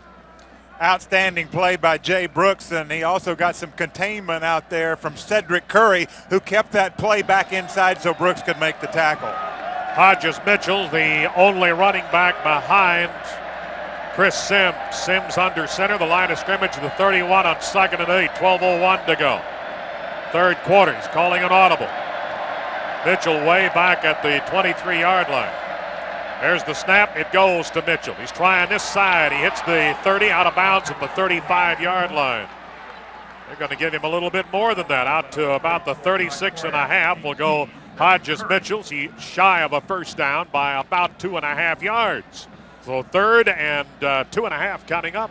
Jason Glenn and Sean Coriat combined on that tackle. Royland Bradley on that side as the outside linebacker had containment, but a good block by Texas forced him deeper than he wanted to be, and that let Hodges Mitchell get outside and pick up extra yardage, but it still sets up a 3rd and 2. Glenn came into the game today with 37 unassisted or solo tackles. Here's 3rd and 2, single setback. Actually got man flexed out to the right side. Slot right, goes to Hodges Mitchell. He tries to get the 1st down, and he did not get there. They wrapped him up. He gave it some second effort. And finally got just across the 42, close to the 43, and he did not get the 1st down. Michael Jamison put the finishing touches on that stop of Hodges Mitchell. And that brings up 4th and about 1.5 yards. It's punt time for Texas. Michael Jamison made the stop there, but really good penetration by Ronald Flemons, who ended up on the bottom of the pile, helped to make that stop short of the 1st down. Long kick 3 times, 29-yard average. He has the wind at his back. Line of scrimmage is the 37.5. Not a great snap. Kicks it off the side of his foot. It's rolling at the 30, picked up on a bounce and out of bounds. Picked up there by a Webster and then out of bounds at the 26. He got that on a bounce and then stepped forward to the 25-yard line. That's a 37-yard punt by Ryan Long. And again, he kicked 3 times in the first half for an average of 29. Leckler kicked 4 for 40. I was going to mention that Leckler came into the ball game today having kicked in 36 different games, an average of 40 yards or better, which tied an NCAA record. So if he holds up at 40 or better today, he will own that record by himself. And he will have the wind at his back in the 4th quarter, but maybe he won't have to punt. I formation, line of scrimmage will be the 26. Run the option. They're going left side. McCowan is slung down like a rag doll back at the 20, but they will give him his forward progress at the 23. He loses 3. Cedric Woodard, they ran the option to the left side, and Texas said, nope, none of that. Texas has done a good job of getting their personnel in the proper position. Woodard was an worked inside last year as a defensive tackle, and he has really flourished as a defensive end in this defense. Woodard 6'3", 220, 235. That's wrong, too, 295. Run the option again. Actually, he's wanting to throw, running to the right side. He does, and it's knocked away. Great defensive play, trying to get it to Hodge, and that was a tremendous play by Lee Jackson, who returned the interception for the 2-point conversion after the Aggie touchdown in the first quarter. Boy, he timed that perfectly, got the right hand on it, and swatted it down. Jackson at the strong safety position just showed great speed in closing to this ball. Initially, the receivers open, but Jackson able to catch up to the football and knock it away and bring up this 3rd and 13 for A&M. And McCowan, speaking of 3rd and 13, is 3 out of 13 throwing the ball. 10-12 to go in the third quarter. Texas by 10. Single setback. Roll to the right, under pressure. Got away from a man. Now wanting to throw, and he does. It is incomplete. Across the 35, on the sideline at the 37, out of bounds into the Aggie bench. Ahmad Brooks, and boy, Texas, that was a heck of a defensive stand. Both teams now start with good defensive stands to begin the second half here in the third quarter. 10:06 to go in the third, 16-6 Texas. Here's Leckler for the second time.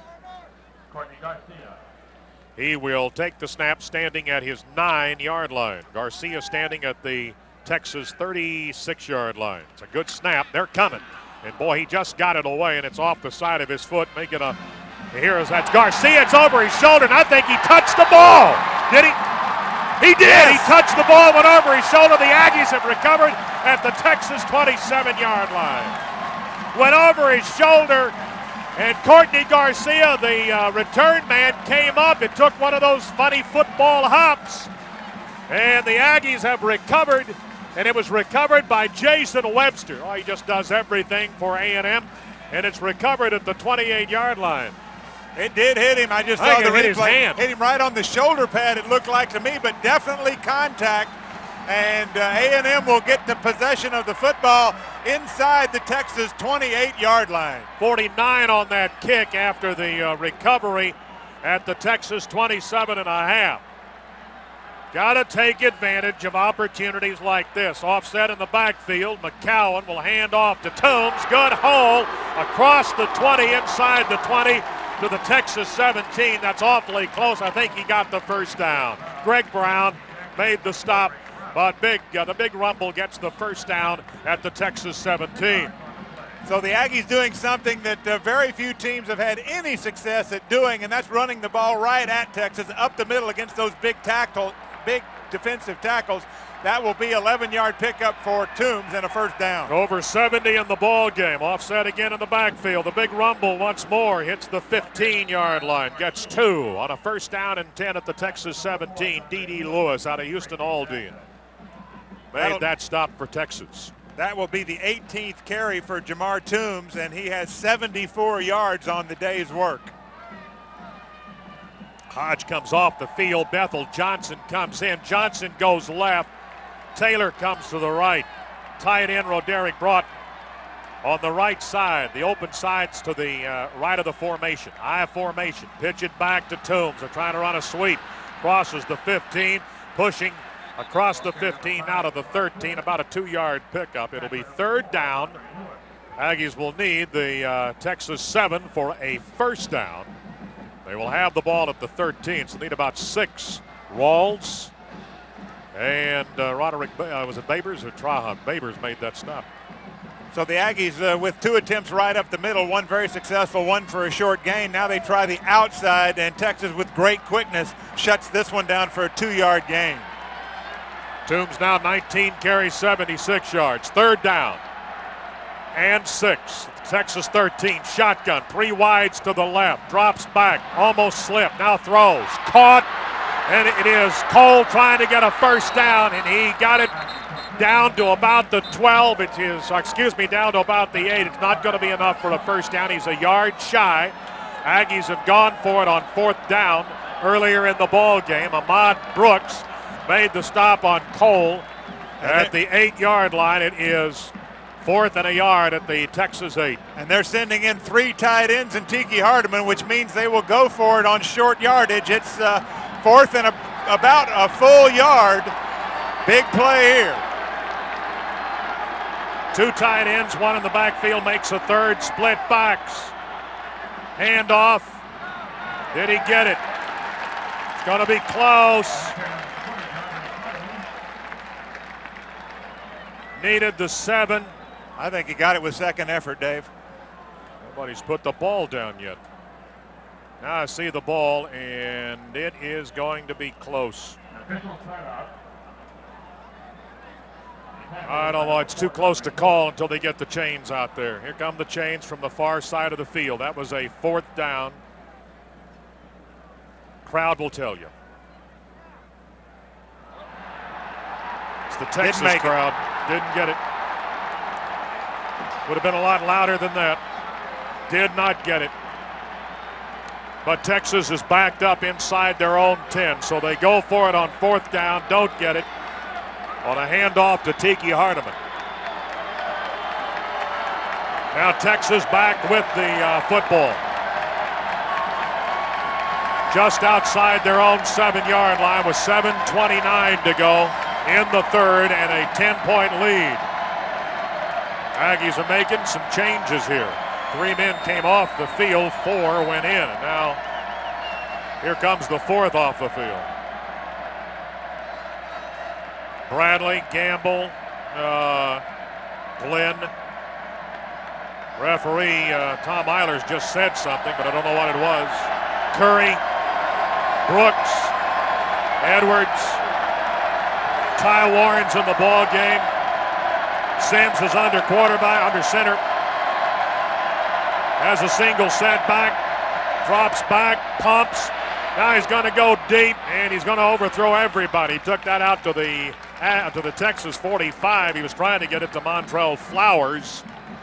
And that went over the head of both Flowers, over the head of Curry, and over the head of Jennings. Well, he wanted to pump and go, hoping to catch the Aggies jumping the quick route.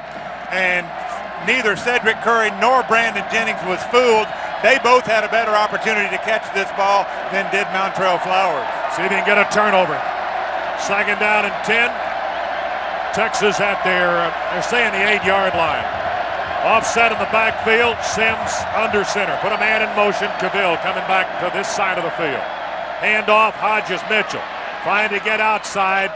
Gets to the 10, now the 11-yard line. He started to go wide right, then he cut it back to his left, running just outside the far side hash mark. Brian Gamble, Ty Warren, the freshman out of Bryan. Warren had 3 stops in the Missouri game, has a total of 9 coming into the game today. Now the Aggies doing a good job of keeping outside leverage on Hodges Mitchell so that they can get help from the inside. That time, Sean Coriat comes from behind and helps out on the tackle. 3rd and 7 at the Longhorn 11-yard line. 3rd down and 7. Mitchell going in motion to the short side, far side of the field.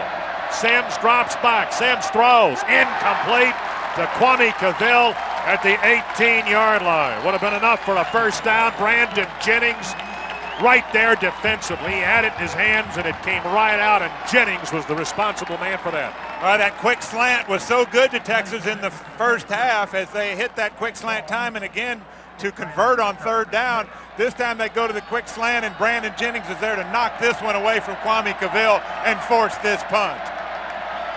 And the punter Long takes the snap in his own end zone, got the kick away. Taylor comes up, caught it at the 48. Somebody's got him around the ankle, and he stretches out to the 47-yard line. Stretched out to the 47. We'll take a break now with 6:28 to go in the 3rd quarter. Texas by 10, 16 to 6. 38-yard punt by Long. We're back in a moment. This is the Texas Aggie Radio Network. That's another update from Tom Turbyville. We're going to have to cut it short. It's first down and 10. The Aggies, they hand off to Hardiman. Hardiman goes nowhere. He hits the left side, and he is dropped at the line of scrimmage. May have lost a half yard. It was about the 46 and a half. He did lose a half yard back to the 47. Rawls, one of those for the Longhorns to bottle him up. Now they're trying that quick hitter to Tiki right up the middle, hand it to him quick, and the action in the backfield is supposed to open up that middle because Jamar Toombs is working his way out to the left side. Second down, a little more than 10 with an eye. Two wides to the left. Split in right. McCowan drops back, lofts one, goes sideline. Bethel Johnson caught it, and he goes out of bounds inside the Texas 20 at the Texas 17-yard line. Stepped out at the 17. Bethel Johnson on the fly down this sideline. Ahmad Brooks on the stop when he pushes him out 30 yards. Good 30-yard gain, and you can't say enough about the throw from Randy McCowan. It had to be perfect, and it was. Bethel put on the afterburners, was able to catch up to it, and a big gain for the Aggies. They'll move inside the 20 down to the 17. Stop the clock, 5:47. We're playing in the third. Texas leads 16-6. A&M's got the ball at the Texas 17. They've been deep. Two or three, I guess the third time they've been deep. Walked away, no points. Take it. Loft one again, going to, it's Greg Porter in the ball game. That's only about the second time I have seen him out. We've actually tried to get the ball to him. Porter has that one go incomplete in the zone. That's Ahmad Brooks and Lee Jackson drawing him defensively. He's the freshman redshirt out of Keller who played as the DH for the Aggie baseball team. So that's the second time I recall all season that we've thrown in his direction. Oh, the Aggies going with two tight ends, thought they could fool Texas into thinking it was a run. Second down and 10. Horns jumped off sides. The Aggies have snapped the ball. McCowan will take the snap, roll here, and drop it on the right side of the 17-yard line. Let's see if they caught the Horns in the neutral zone or across the line of scrimmage. I think this definitely has to go against the Horns. They were across the line, and Seth McKinney wisely snapped it as soon as he saw the penetration. And referee Tom Eilers is confirming that. Offsides Texas, so second down and 10 goes to second down and 5. Move the ball down to the Texas 12 from their 17-yard line. 5:39 remaining in this third quarter. Texas has a lead, 16-6. Aggies had the early lead, 6-0. That lasted to 6-2. Here's the second down play with an eye. Two tights and a flanker right. Handoff Toombs hits the right side. Rolls forward across the 10-yard line, shy of the 9. Second and 5. Now A&M will come back on a third down and about 2.5 or so, maybe a little more than that. Aaron Humphrey responsible for that stop on Toombs. Here comes Cole and Taylor into the ball game. Big conversion here for A&M if they can pick up this first down and they keep their thoughts alive of a touchdown. Otherwise, they'll have to settle for the three-pointer. Got the ball just across the 10, shy of the 9. Third down and about 2. I formation. There's the snap. There's the handoff. It goes to Toombs. He's going to score a touchdown. He got in. He stiff-armed a man about the 10-yard line. Matter of fact, he stiff-armed Maurice. I think it's Maurice Gordon was in there. Nice move by Tiki. This play was supposed to go off tackle. He saw it open up outside. Nice move with the stiff arm. Helped him move it outside. Untouched to the pylon.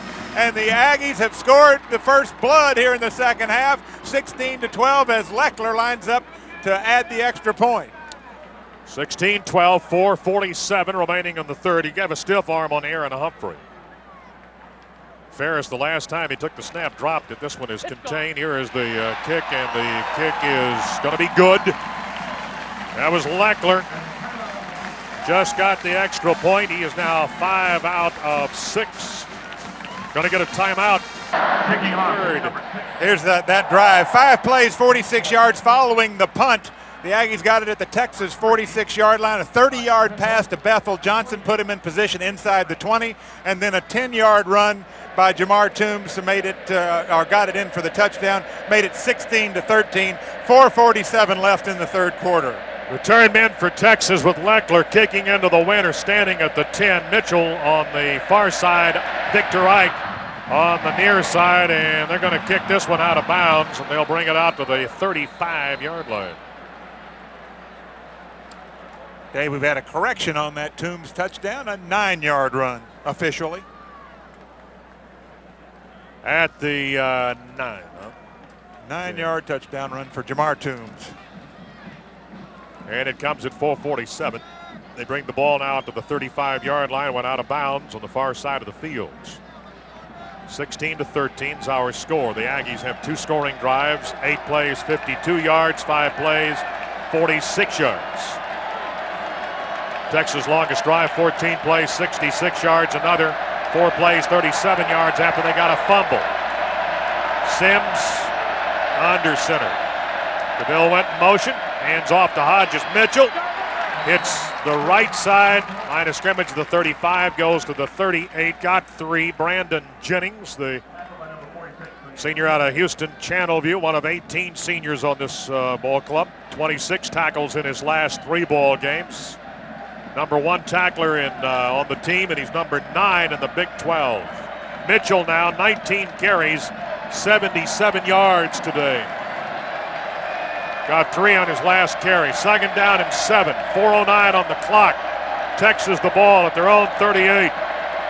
Wrecking crew for the Aggs out on the field trying to get it back. Drops back to throw. Sims steps up, does throw. Caught at the Texas 49.5-yard line, just shy of the 50. And nice catch. I think that was Cavill again, and he's wrapped up there by Jason Webster.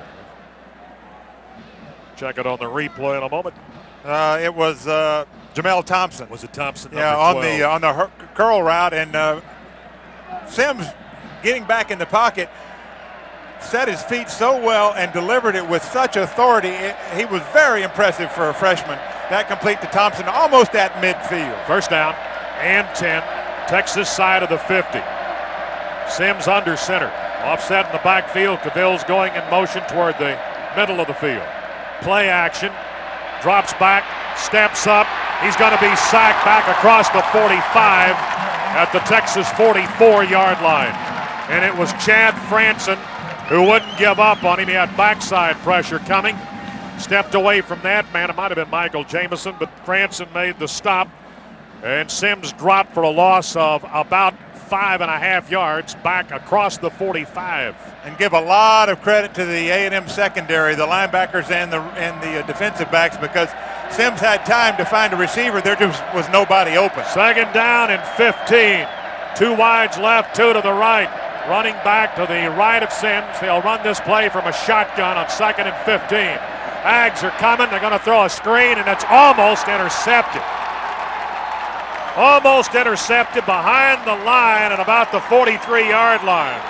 Mitchell was the screen man. Aggies came charging through. Somebody had a hand on that for just a millisecond. Well, Texas is going to have to change their audible that they go to when they detect the Aggie blitz. This is an all-out blitz up the middle. The first time they did this, it was the quick screen, 57 yards in the first series. This time, A&M ready for it. They made the adjustment, and they almost intercepted. Flowers and Thompson going to the right side. Healy and Cavill on the left side. Mitchell's the running back standing to the left of Sims. He's going to throw from a shotgun. Drops back to the 35. Aggies are closing on him. Aggies have sacked him back at the 41-yard line. That's going to be Rocky Bernard, at least his 4th sack of the season. Oh boy, and the wrecking crew is pumped up. This crowd is pumped up, and that should pump up the Aggie offense. Great job by the wrecking crew. They'll give the Longhorn offense 8 yards in losses on 3 plays and get the ball back for their offense, trailing 16-13. 4th and 18 at their own 42. 2 return men waiting on the punt, standing at the Aggie 20.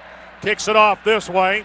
Backing up now will be Webster at the 9 to the 15. Fumbled it, picked up on the sideline by Taylor, and gets it back to the 18. It bounced right into the hands of Chris Taylor after it was fumbled. Good punt. The wind at his back. Goes 49 yards. All right, 1990s here at Kyle Field. The Aggies are 54-4-1. We've won 18 in a row, trying to make it 19. We're down by 3 with 1:57 to go in the third, 16-13. I formation. Toombs, the handoff, good hole across the 25 out to about the 27-yard line. Right up the middle he went. Got a lead block from Hardiman, and Greg Brown finally spilled him. The Texas free safety. He's been active today for the Longhorn defense. Well, that's where Toombs has had most of his success, is running right at Texas, right up the middle. That one good for 8, and he's approaching the century mark. He has 22 carries, 96 yards on the day for Jamar Toombs. Second down and about 2 from the 27. The Aggies need their 29.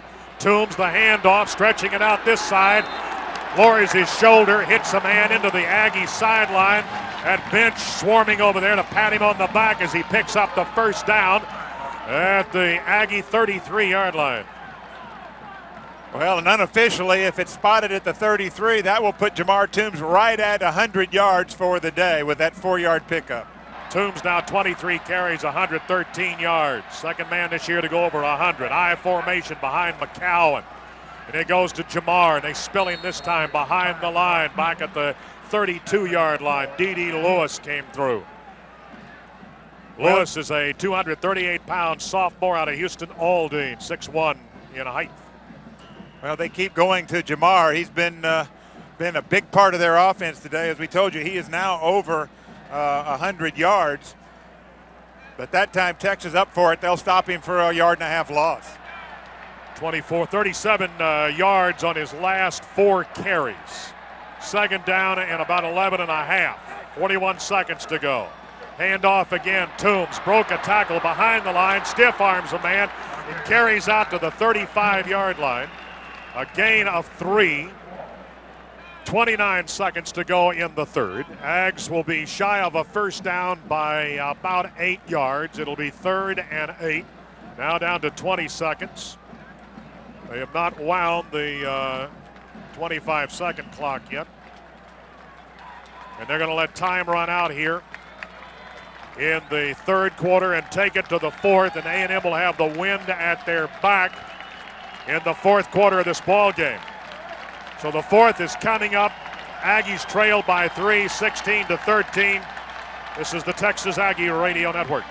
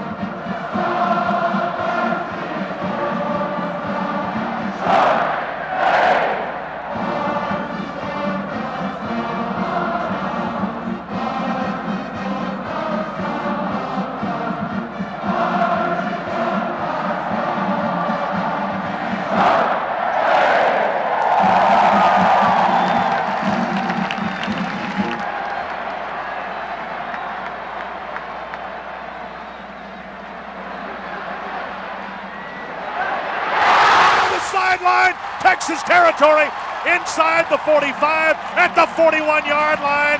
That ball's going to be caught, I think, by Chris Kohler. Is it Hodge? Leroy Hodge. Hodge caught it. On the crossing route and a great throw, 24-yard gain, a great throw by Randy McCowan and a tough throw. He's rolling to his left. He's a right-handed quarterback, but this ball was perfectly thrown to Hodge on the crossing route. First down for A&M at the Texas 41-yard line. And now Randy McCowan is second best all-time in a season in yards with that pass. Here's the handoff. Toombs. He hits across the 40. He's dragging a man with him to the 37-yard line. Going to get about 5 on that carry. He's going to be shy of the 36. Rawls made to stop, and the big rumble goes again. Boy, Jamar Toombs is going to be sore and tired after this one. That will go as his 26th carry of the day. We've still got a full quarter left. He's carried it 26 times, but he's also picked up 110 yards. Back to the line on a 2nd down and 5, 14:24 to go in the game. 16-13 the Aggies, an eye behind McCowan. Aggies snapped the ball thinking they may have caught Texas in the neutral zone, and there is a flag down, so perhaps they did. Well, prior to today, Jamar Toombs had 23 carries last year against Oklahoma State. In the OSU game, 23 in Stillwater for 111 yards. And is it offsides against Texas? Yes, it is. Seth McKinney will tell you that. He heard what the official said, and he turned toward the bench and went, yeah, like, I got him. And it'll pick up 5 yards for the Aggies. Let's see if it's enough for the first down. It looks like it might be a little bit short, or they may measure this one. Boy, is it close. It is awfully close, and I don't know if the eye measurement is enough. Well, they're not going to measure it. 2nd down and very short. Try to get an eye on those chains over there. Yeah, it looks like they needed the 31. McCowan the snap. Handoff goes to Hardiman. Hardiman carries across the 30 to the 28. First down carry A&M. Boy, there was a gasp from this crowd because a piece of equipment rolled out in front of Tiki, and for a minute, I'm sure they thought like I did, it might be the football, but he held on to the ball, picks up the first down, and he'll go down to the 28-yard line running off right tackle. I saw that piece of tape. I thought it was the ball, and my heart did about 25 beats in that second. First down and 10. Hash right, 28-yard line, I formation behind McCowan. Pitch it, coming this way to Toombs, stringing it out to the wide side, looking for the corner. Into the sideline they go at the Texas 25-yard line. Pickup of 3 on 1st and 10. It'll be 2nd and 7. Rawls made that stop. Toombs had 22 carries against Missouri last week. He had 23 last year against Oklahoma State. Well, he's over 100 yards in this ball game. And he just keeps adding to that, Dave. That'll be 28 for him now, 117 yards. For Big Jamar, he is his 3rd time over 100 yards playing here as a sophomore. 2nd down, 7. They had Bumgardner as the tailback. They put him in motion. Just dropped the snap from center. It's on the ground, and Texas has recovered at the 21-yard line. Ball was dropped on the snap from center. The ball's recovered by Lee Jackson. It rolled down the field to the 21. And nobody could find it on the A&M line. Just a mix-up in the exchange from center to quarterback. The ball falls on the ground, rolls forward, everybody looking for it under their feet. Jackson sees it 3 or 4 yards down the field.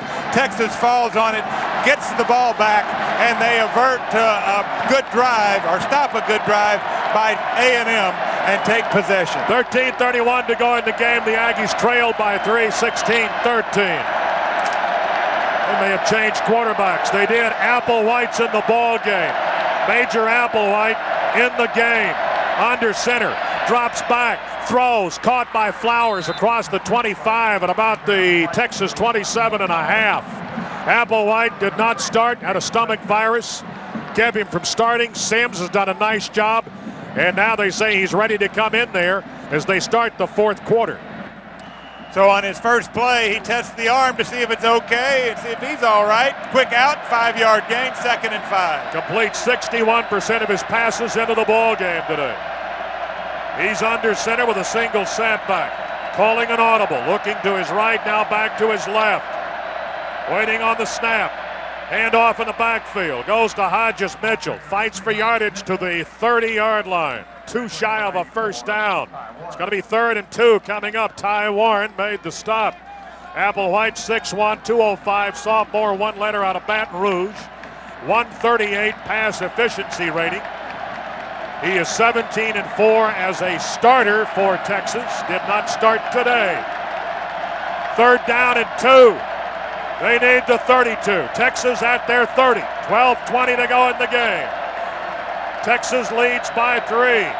16-13. Applewhite raises up from behind to center. Anderson waiting on the snap. Has it. Drops back. Delay of game. Delay of game against the Horns, and they'll throw incomplete out to the 50. A flag went down. He took too much time, so it's going to back it up by 5 to the 25. It's going to be 3rd and 7. This play is wiped out. Delay of game. The flag came in as the play unfolded, but they'll move it back 5. Aggie defense has held 7 of 10 opponents under 150 rushing coming into this ball game. Texas rushing the ball today, 73 yards. 3rd down and 7, shotgun. Hodges Mitchell to the left of Applewhite, waits on the snap. He has it. Aggies are coming. He throws, and it's incomplete at the 35, in and out of the hands of Jamel Thompson.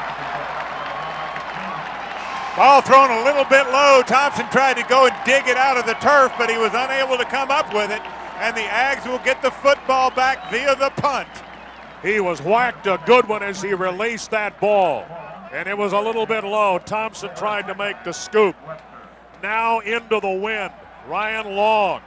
2 men back for the Aggies. A&M was driving on that possession and fumbled the snap from center. Texas got it. They've snapped the ball. Here's the punt. Waiting for it is Taylor at the Aggie 34, at the 40, across the 40 to the 45. They're 55 yards away. That punt good for 41 yards by Ryan Long. 1st down and 10, the Aggies with the ball at their 45, trailing 16-13, 11:35 to go in the game. They've just handed off to Jamar Toombs, trying the right side. He gets the line of scrimmage right on top of the hash mark at the 45-yard line. Aaron Babineau, senior out of Port Arthur, Austin. 3 letters made that stop. Came into the game today as one of the strong side linebackers with 23 tackles. They're 2nd and 10 at the Aggie 45. An I formation again lined up behind Randy McCowan. Waiting on the snap. He has it. Going to roll this way. Throws under a lot of pressure.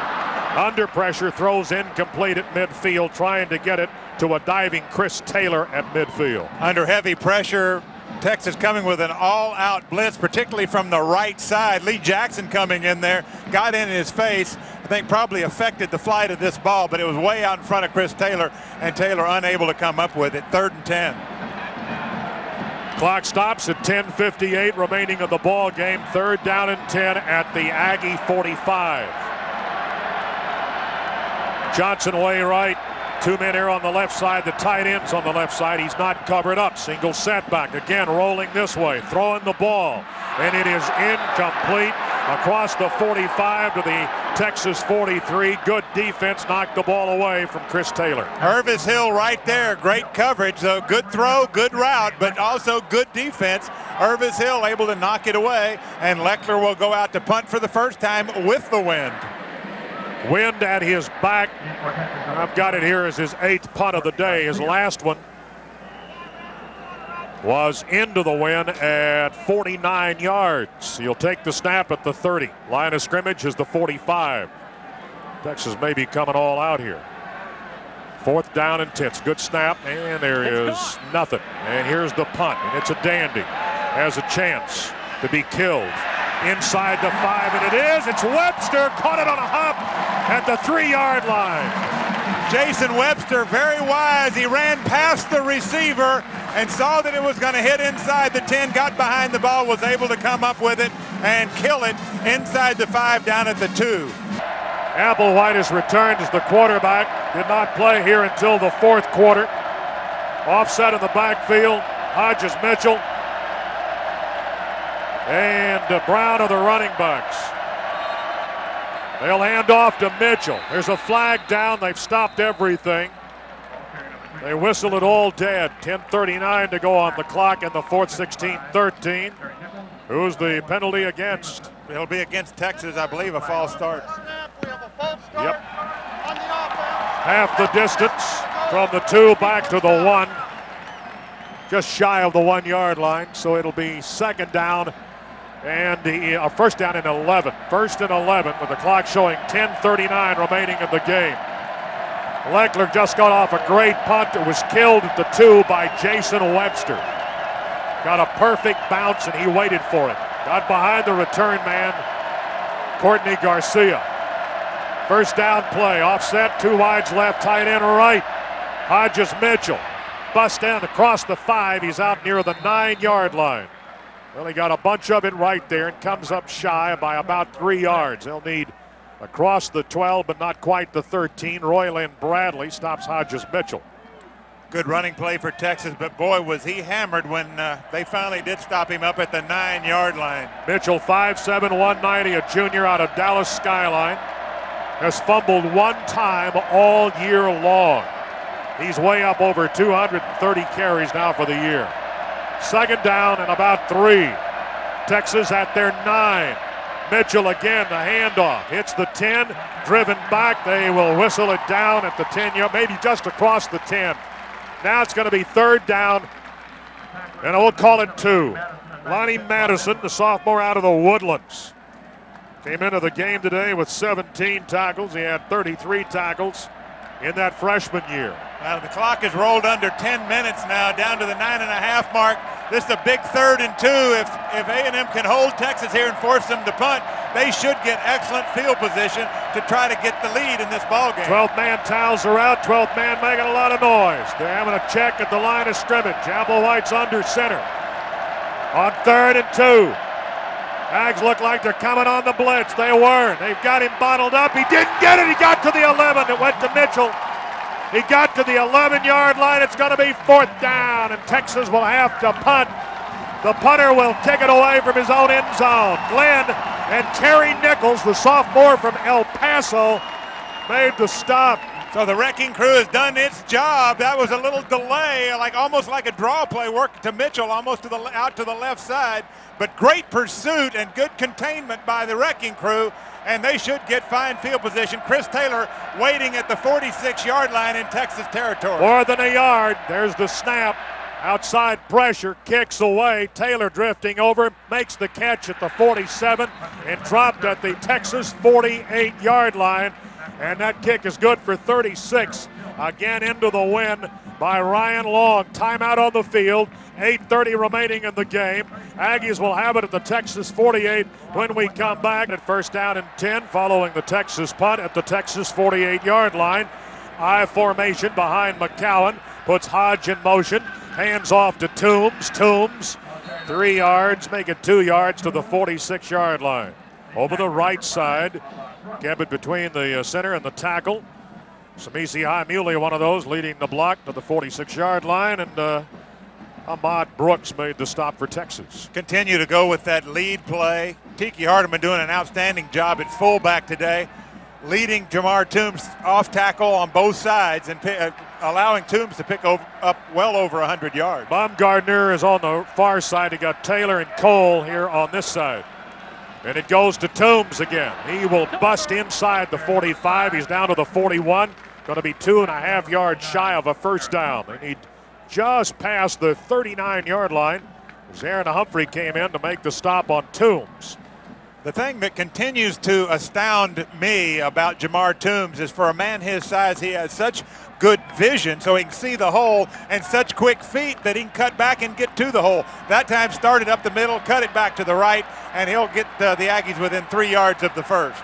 Third down, and we'll call it 3. Baumgartner was a tailback. He goes in motion. Now you got 3 wides here on this side of the field. It goes to Toombs, and he busts to the 39-yard line. He was the lone setback. Handed off to Toombs. He goes to the 39. He's about a half yard, a little more than that, shy of a first down. Now we're looking at 4th down and short. Obviously, he'll go for it. They're looking to the sideline for a play. They're going to call a timeout. The Aggies will use a timeout. We'll do the same thing here with 6:51 remaining in the game, and Texas leading 16-13. 4th and short when we come back. This is the Texas Aggie Radio Network. Power formation at the line on 4th and short. Snapped it, goes to Toombs, dives for the first down, and he got it. He's across the 38, shy of the 37-yard line. Move the chains. Great call by Randy McCowan. They had a strong formation to the left. The bubble defensively was back to the right. I'm sure he audibled to this counter going back to the right side, hit the bubble. Toombs is able to pick up the first down. The Aggies are in business at the 37-yard line. 6:35 remaining in the game, 1st and 10. A&M now on first downs, 13. They have 243 yards of total O today. First down and 10 at the Texas 37.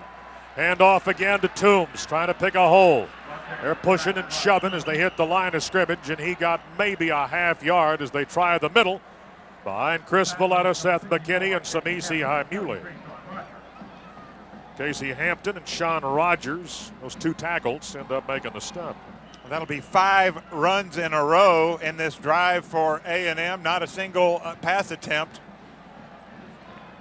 Here we go again to the line. Cole goes wide right. You got Taylor and you have Hodge this way. You're going to run from an I formation. At least the play starts out of an I. McCowan under center. Drops back, going far sideline, trying to run under and caught Cole! He is inside the 15. He is out of bounds at the Texas 13-yard line. That was Greg Brown trying to stay with Chris Cole. It was just a fade route. He ran it straight up. And Cole will catch a 23-yard fade. Perfect throw from Randy McCowan. And the Aggies are inside the Texas 12-yard line. 5:41 left in the ballgame. They trail by 3. Stepped out of bounds at the Texas 13. Cole again, a clutch. 2 tights. Flanker left. Hash right. I formation. Pitch it back here to Toombs. And not a whole lot there. He got lost a yard. He'll lose back to the 14-yard line. 5.5 to go. Clock working. Here comes Bumgardner into the game, bringing Kazmersky, and that's Cole coming off the fields. And Dave, that catch for Taylor comes in. That catch for Chris Cole was his 4th of the day. He has 83 yards in receptions. 2nd down and about 11. The Texas 14 want to throw again, going down into the end zone. It's Bumgardner. It's a touchdown in the end zone, a yard deep on the far side of the field. Looking back into the sun, Bumgardner able to locate the ball. The ball a little bit underthrown, so Bumgardner can come back in front of the defender and bring down the football for the touchdown that puts the Aggies ahead.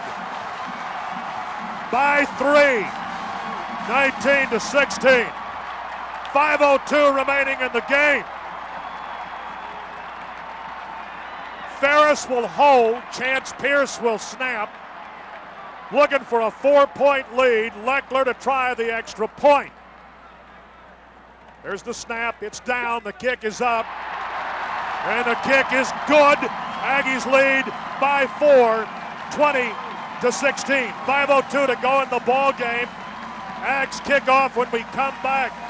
Aggie Sports Connection, Wednesdays at 3 on Fox Sports Southwest.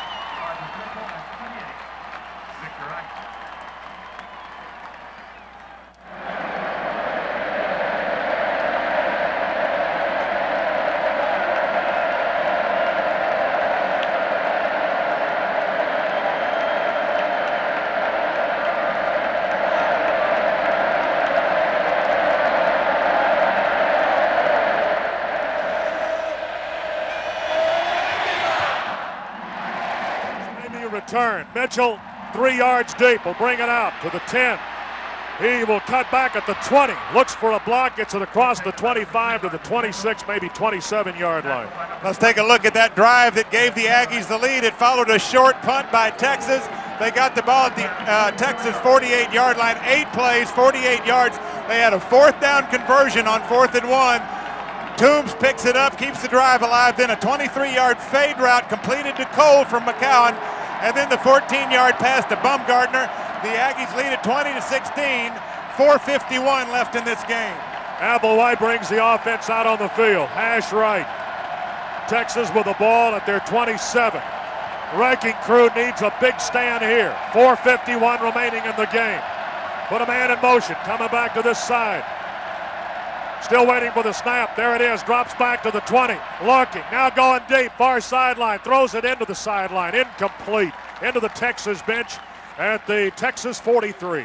Well, I don't know what happened to this pass, whether it was tipped or whether it just came off awkwardly out of Applewhite's hands, but that ball was just like a wounded duck. It was just turning all different directions, nowhere near a spiral, and well overthrown and incomplete. Second down and 10. Texas at their 27, 4:45 remaining in the ball game. 20-16, the Aggies by 4. Two wides to the left, Cavill and Thompson. One here to the right. Single setback, Hodges, Mitchell. Tight ends to the left side. That's two flankers on the left side. Applewhite to snap. Applewhite steps up, throws the ball. Almost intercepted by Texas A&M and Michael Jamison. Is that Jamison? Yeah, you had Jamison and Jason Glenn fighting for the football, both of them in position, or maybe it was Sean Coryat, I'm not sure which. Tried the quick pass over the middle. Third down and 10 coming up in and out of his hands. And he just squatted down and he had clenched fist. Oh, it was Coryat, and he had a great shot at pulling this one in. Third and 10. Jamison may have been the reason it wasn't intercepted. Two wides on the left side, two wides on the right side. They show shotgun with a running back to the left of Applewhite. That is Hodges, Mitchell. Third down and 10. There's the snap. Has time to throw. Now he rolls. There's a flag down, and it is caught across the 40 at the 41, but there's going to be a holding, I'm almost sure, against Texas. I think it was a holding on Jason Glenn as he made a nice spin move. Holding. There it is. Texas. Back him up. Nice spin move by Jason Glenn, and as he was in pursuit of Applewhite running back to his left, they reached out and grabbed him, took him down. They've caught him. Healy caught that ball, by the way. And he had more than enough for a first down. He was out around the 43-yard line. Here comes the march off from the 25-yard line. On the line of scrimmage. Back to the 17, from the 27-yard line back to the 17. Now you're looking at third down and 20, 4:33 remaining in the game. 20-16, the Aggies. It's fourth quarter, 86,128 watching the ball game. Largest crowd in the history of football in the state of Texas. Largest crowd in the Big 12. Shotgun with Applewhite taking the snap, waiting for it at the 10. They've got to get to the 36-yard line. There's the snap. Got time, steps up, looking, throws over the middle. Caught and dropped at the 34. Kwame Cavill by Brandon Jennings. Not enough for a first down. He'll be about 3 yards short on this crossing route by Cavill. And it'll force a punt from Texas. Clock still running on that completion, but with no first down, it will run under 4 minutes before Texas gets this punt away. 3:57, 3:56. I'd take a bad snap from center right now. Take a shank. Fourth down and about 3. High snap. Kicks away, wobbly, let it go. Everybody get away from it. It's going to roll inside the 30. And will be killed at about the 26, 27-yard line. It's a 39-yard kick. About 10 or more of that on the roll. Officially a 40-yard kick. So about 10 on the roll. Aggies will have it at their own 26-yard line. We got 3:35 remaining in the ball game. Texas with 3 timeouts remaining here in the half. A&M's at the line of scrimmage with the I formation. Tight end right. Handoff goes to Jamar. He'll bust that one out to the 31-yard line. Carries from the 26.5 out to the 31. Clock continues to work. 3:22, 3:21, 3:20. 20-16, A&M over Texas. Again, 86,128, the official crowd today. 36 carries today for Jamar Toombs. 36 carries, 132 yards on the day. His previous high in carries was 23. Most yards he ever had was 111, and it was in that game when he had 23 carries. Second down and 5 at the Aggie 31. Toombs the handoff. He'll get to the 31-yard line. Back to the line of scrimmage. They tried the right side. Time remaining, 2:45, 2:43, 2:42, 2:40. Texas again, the 3 timeouts. Looks like they will save the timeouts for the offense and allow the Aggies to use up the entire 25-second clock. Aggies have 15 first downs. Number 16 would be nice right here on 3rd down and 5. See if they run something here, coming wide to the left side, the open side of the formation. So here we go, 3rd and 5. Snap it, hand it off to Toombs. Gets out to the 35. He's a yard shy of the first down. And now Texas will use one of the timeouts and get the clock stopped at 2:03. Texas got a timeout at 2:03. They've got 2 remaining. 2 remaining timeouts. Timeout, Texas. Timeout, Texas.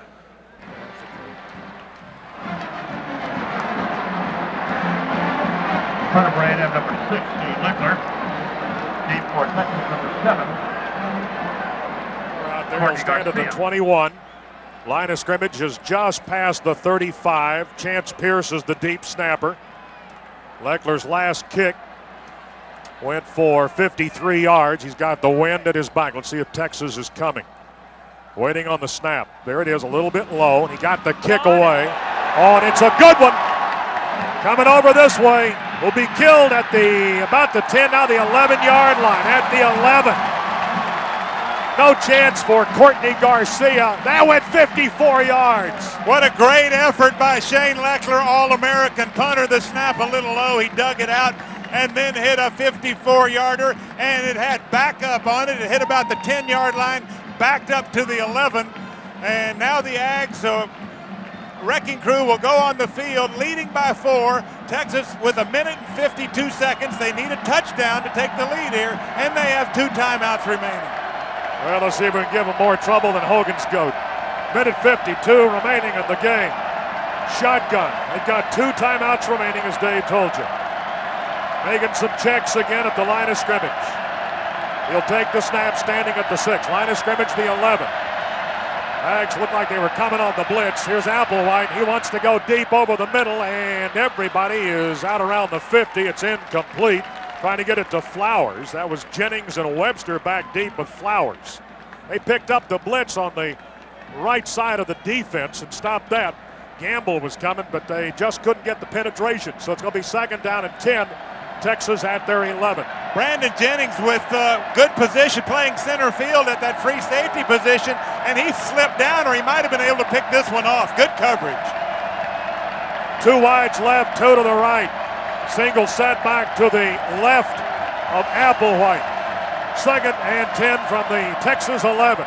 Low on the snap, has it, steps up. Now he's going to run. He does. He's going to throw the ball, and out of bounds. They'll go at the 22. They got a first down, got that ball into the hands of a safety valve, Hodges Mitchell. Boy, he was awfully close to the line of scrimmage when he let that ball go. Good pressure that time from Jason. 40, Dave. Good 40. pressure that time from Jason Glenn. Another nice spin move. This time, instead of spinning out, he spun inside and allowed Applewhite to get outside the containment, but he found Mitchell for the first. Minute 40 remaining on the ball game. First down and 10. Texas at their 22, almost 23-yard line. Calling it the 23, out of a shotgun. Step up, has time, throws this way on the sideline, incomplete at the 30. Coverage by Webster, intended receiver Flowers. 2nd down and 10 coming up. Minute 34, took 6 seconds off the clock. That's one where you'd almost like to see it completed. It was a short pass of about 6 yards. If he comes up with it, the clock will continue to run. And he's on his back when he makes the catch. 2nd and 10. Let's get the pick. Minute 34. Clock stopped on the incomplete. 2nd down and 10. Texas at their 23. Again, they make some checks on the line of scrimmage. 3 wides on the left, 1 on the right. Aggies faking the blitz. They're not coming. Handoff goes to Hodges Mitchell at the 30-yard line. Breaks a tackle across the 35 out to the 37. They'll stop the clock to move the chains.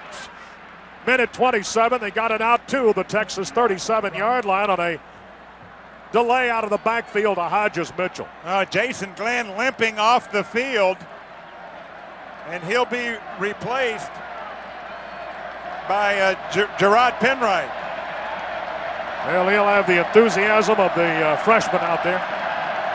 So here we go, first down and 10, clock rolling again at 1:18. They got to have the touchdown. Here's the snap. Aggies are coming. He's going to get rid of it. He's going to throw it into the Texas bench under a lot of pressure. Knocked down back at the 25. Aggies were coming, and Brooks got a good shot at Major Applewhite. He just had to let that one go. Goes incomplete, stops the clock, 1:09. Second down and 10 will be coming. This is a perfect example of why Applewhite is such a quality quarterback. He doesn't come up with a number of great plays, but he never has a bad play. Able to get rid of that ball before he took the sack. Safety blitz that time. It was actually Brandon Jennings who got the shot on it. Brooks was coming as well from the cornerback spot. There's the snap, got backside pressure, throws. Cavill caught it at the 40-yard line. It's not enough for a first down. Clock will continue to roll unless Texas calls a timeout. We're under a minute, down at 57, 56. 55. Third down and 6. Third and 6 at the Texas 41. They need the Texas 47. Shotgun for Applewhite. Has the ball. Steps up. Throws. Caught. First down across midfield at the 46-yard line. A&M 46 caught by Haley. Wrapped up over there by Jennings and also close by Sammy Davis. They'll move the change. Now you got 37 seconds to go. 20-16. Shotgun once more. 2 wides each side. And they're coming up the middle. He's been stripped of the ball. Who got it? I think Texas got it back. Texas may have gotten it back. Applewhite was stripped of the ball across the 50 back at the Texas 47. They stopped the clock, 23 seconds to go. 23 seconds to go. They're still. Aggies got the ball! Aggies got the ball! 23 seconds to go. A&M got it. I don't know who got the fumble recovery. We'll check it on the replay, but the Aggies have the football. 23 seconds left in the ball game, and they lead it 20-16. Applewhite was stripped of the ball. Aggies recover at the Texas 48. A&M calls a timeout. And the largest. Go ahead. I was just going to say that I do care who got the fumble, but again, I don't care. Stripped by Jay Brooks. Okay. Ball's on the ground. It looks like Applewhite. It's Brian Gamble that's down there with him. I believe that's who got it. We'll check upstairs and see if they ever give us a. Jay Brooks definitely with the strip of Applewhite. Woo, what a ball game, and 86,128 here. Texas has 2 timeouts remaining. They're happy. 23 seconds to go. And the Aggies lead by 4, 20-16. They can stop it twice. 23 seconds remaining in the game. Applewhite was stripped of the ball. Applewhite came in and played all of the 4th quarter. He did not start the ball game because of a stomach virus. Aggies have to get 23 seconds off the clock.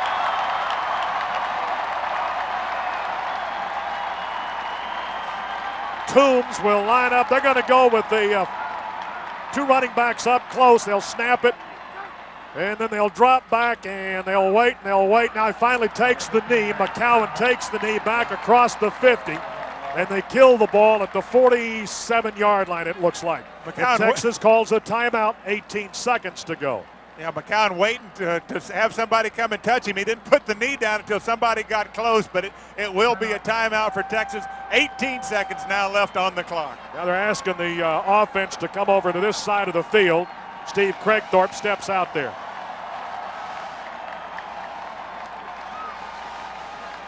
Oh, what a dandy. What a second half for Texas A&M. They're trailing by 10 at the half. They come back and shut out Texas, and they put 2 touchdowns up to take the lead 20-16. And it looks, if they can run off another 18 seconds, they will defeat the Texas Longhorns by a score of 20-16. Well, let's see.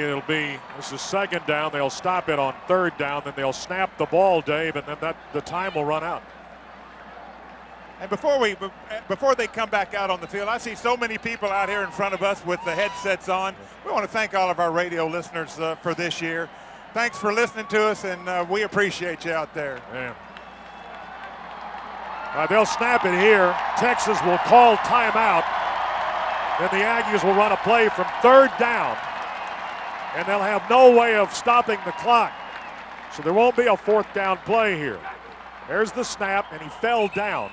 And now they'll call another timeout. Now they're 14 seconds. It's going to be third down and 15. Going to be more than that now. As they fall back to where's the spot? At the 45. And Texas now has used their last timeout.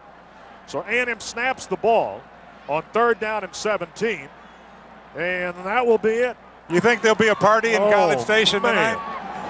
They may never quit partying after this one. All the circumstances and everything that happened. Aggies have come out here today, and this will be one I don't think anybody will ever forget. They're chasing RC with the ice water on the sidelines, and they got him. Just barely, though.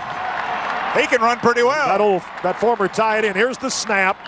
Now they put the ball down, and that's going to be it. They've already started celebrating.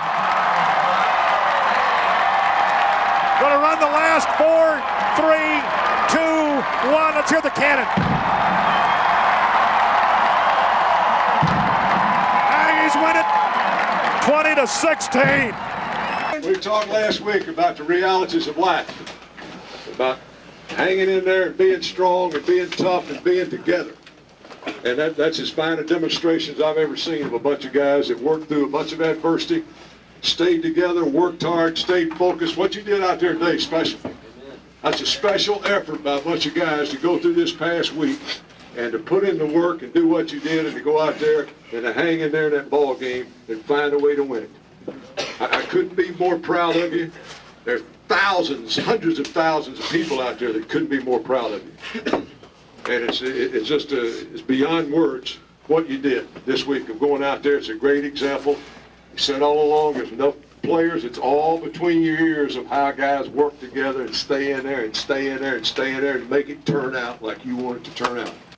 So march these horns up, so march these horns up, so march these horns up, shut A! March these horns are sawed up, march these horns are sawed up, march these horns are sawed up, shut A!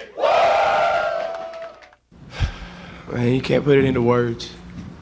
I mean, to go out there and be in that game and be in that kind of atmosphere, and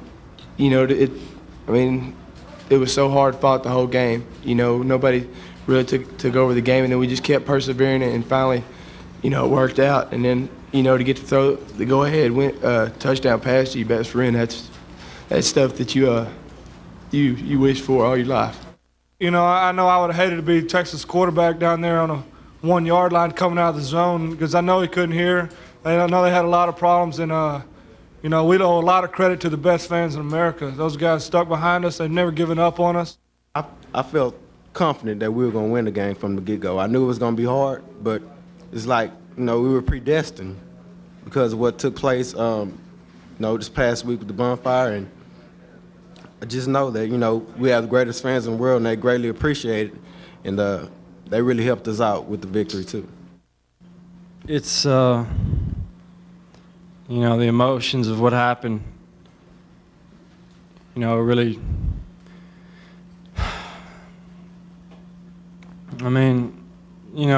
it's more than words, really. It's just large. We wanted to say all along, let's go out and win this for everybody that dedicated what happened, but you can't do that because football's a game and the best team's going to win. In the back of everybody's heads, that's what we were playing. We were playing for them. We were playing for those that dedicated and everybody. That's, so obviously it's bigger than anything. It's more than a win. It's, it's just a good feeling for everybody involved in it. Just mainly because of, it's what happened. I think that it says the most that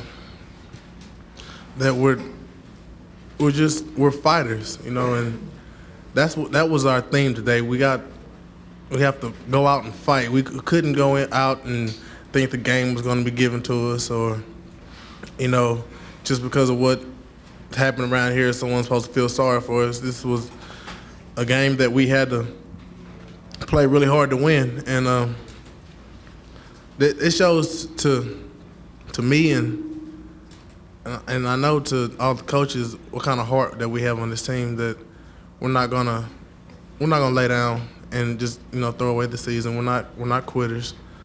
To answer the first question, yes, we thought about it during the game, before, during, right now. You know, a bunch of our guys put their names on our shirts because we wanted to keep them close to us and serve as a reminder to let them know that this is a football game. And what happened out there at the Bonfire site is reality, and it was tragic, and it was a disaster.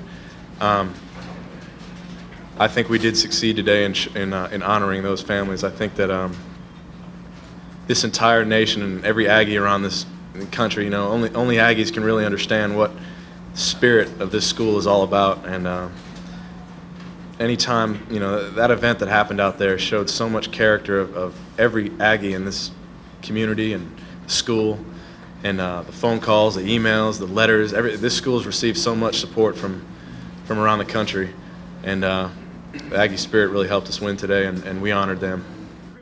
You get in situations sometimes where it just was meant to be, I think. You know, there was so much that had gone into this week, into the ball game, and we needed it. The A&M family needed that win, and I think the players were just so committed to it turning out that way that just they willed it, that it would turn out that way. And it was a fitting climax for a week of real trial for the A&M family.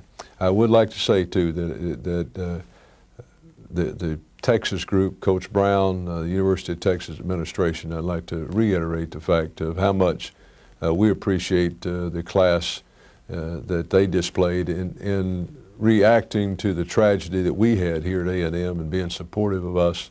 And throughout the week, they did more than you could expect them to do.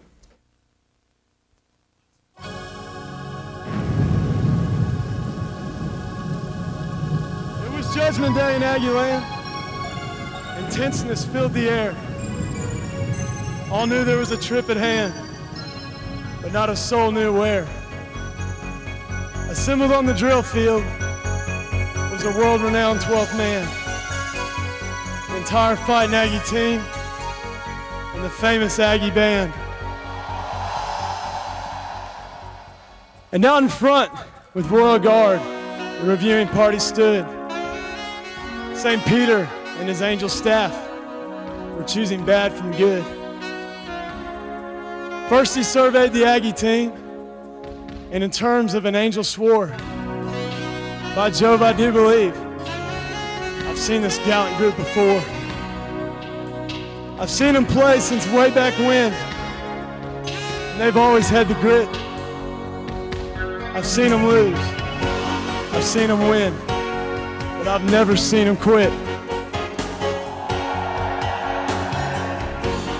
No need for us to tarry here, deciding upon their fates. It is plain as the halo on my head that they've opened heaven's gates."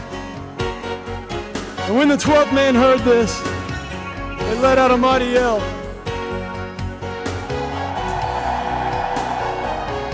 That echoed clear to heaven and shook the gates of hell. And what group is this upon the side? St. Peter asked his aide. It swelled as if to burst with pride. And we are judgment made. Why, sir, that's the Cadet Corps. It's known both far and wide. They're backing up their fighting team, whether they won, lost, or tied. Well then, said St. Peter, it's very plain to me that within the realms of heaven, they should spend eternity. And how the Texas Aggie Band at once commenced to play, for their fates too, we must decide upon this crucial day. And the drum major, so hearing, slowly raised his hand and said, boys, let's play the Spirit for the last time in Aggie land. And the band poured forth the anthem, and notes both bright and clear. And 10,000 Aggie voices sung the song they hold so dear. And when the band had finished, St. Peter wiped his eyes and said, it's not so hard to see. They're meant for paradise. And the colonel of the cadet corps said as he stiffly took his stand, it's just another corps trip, boys. We'll march in behind the band.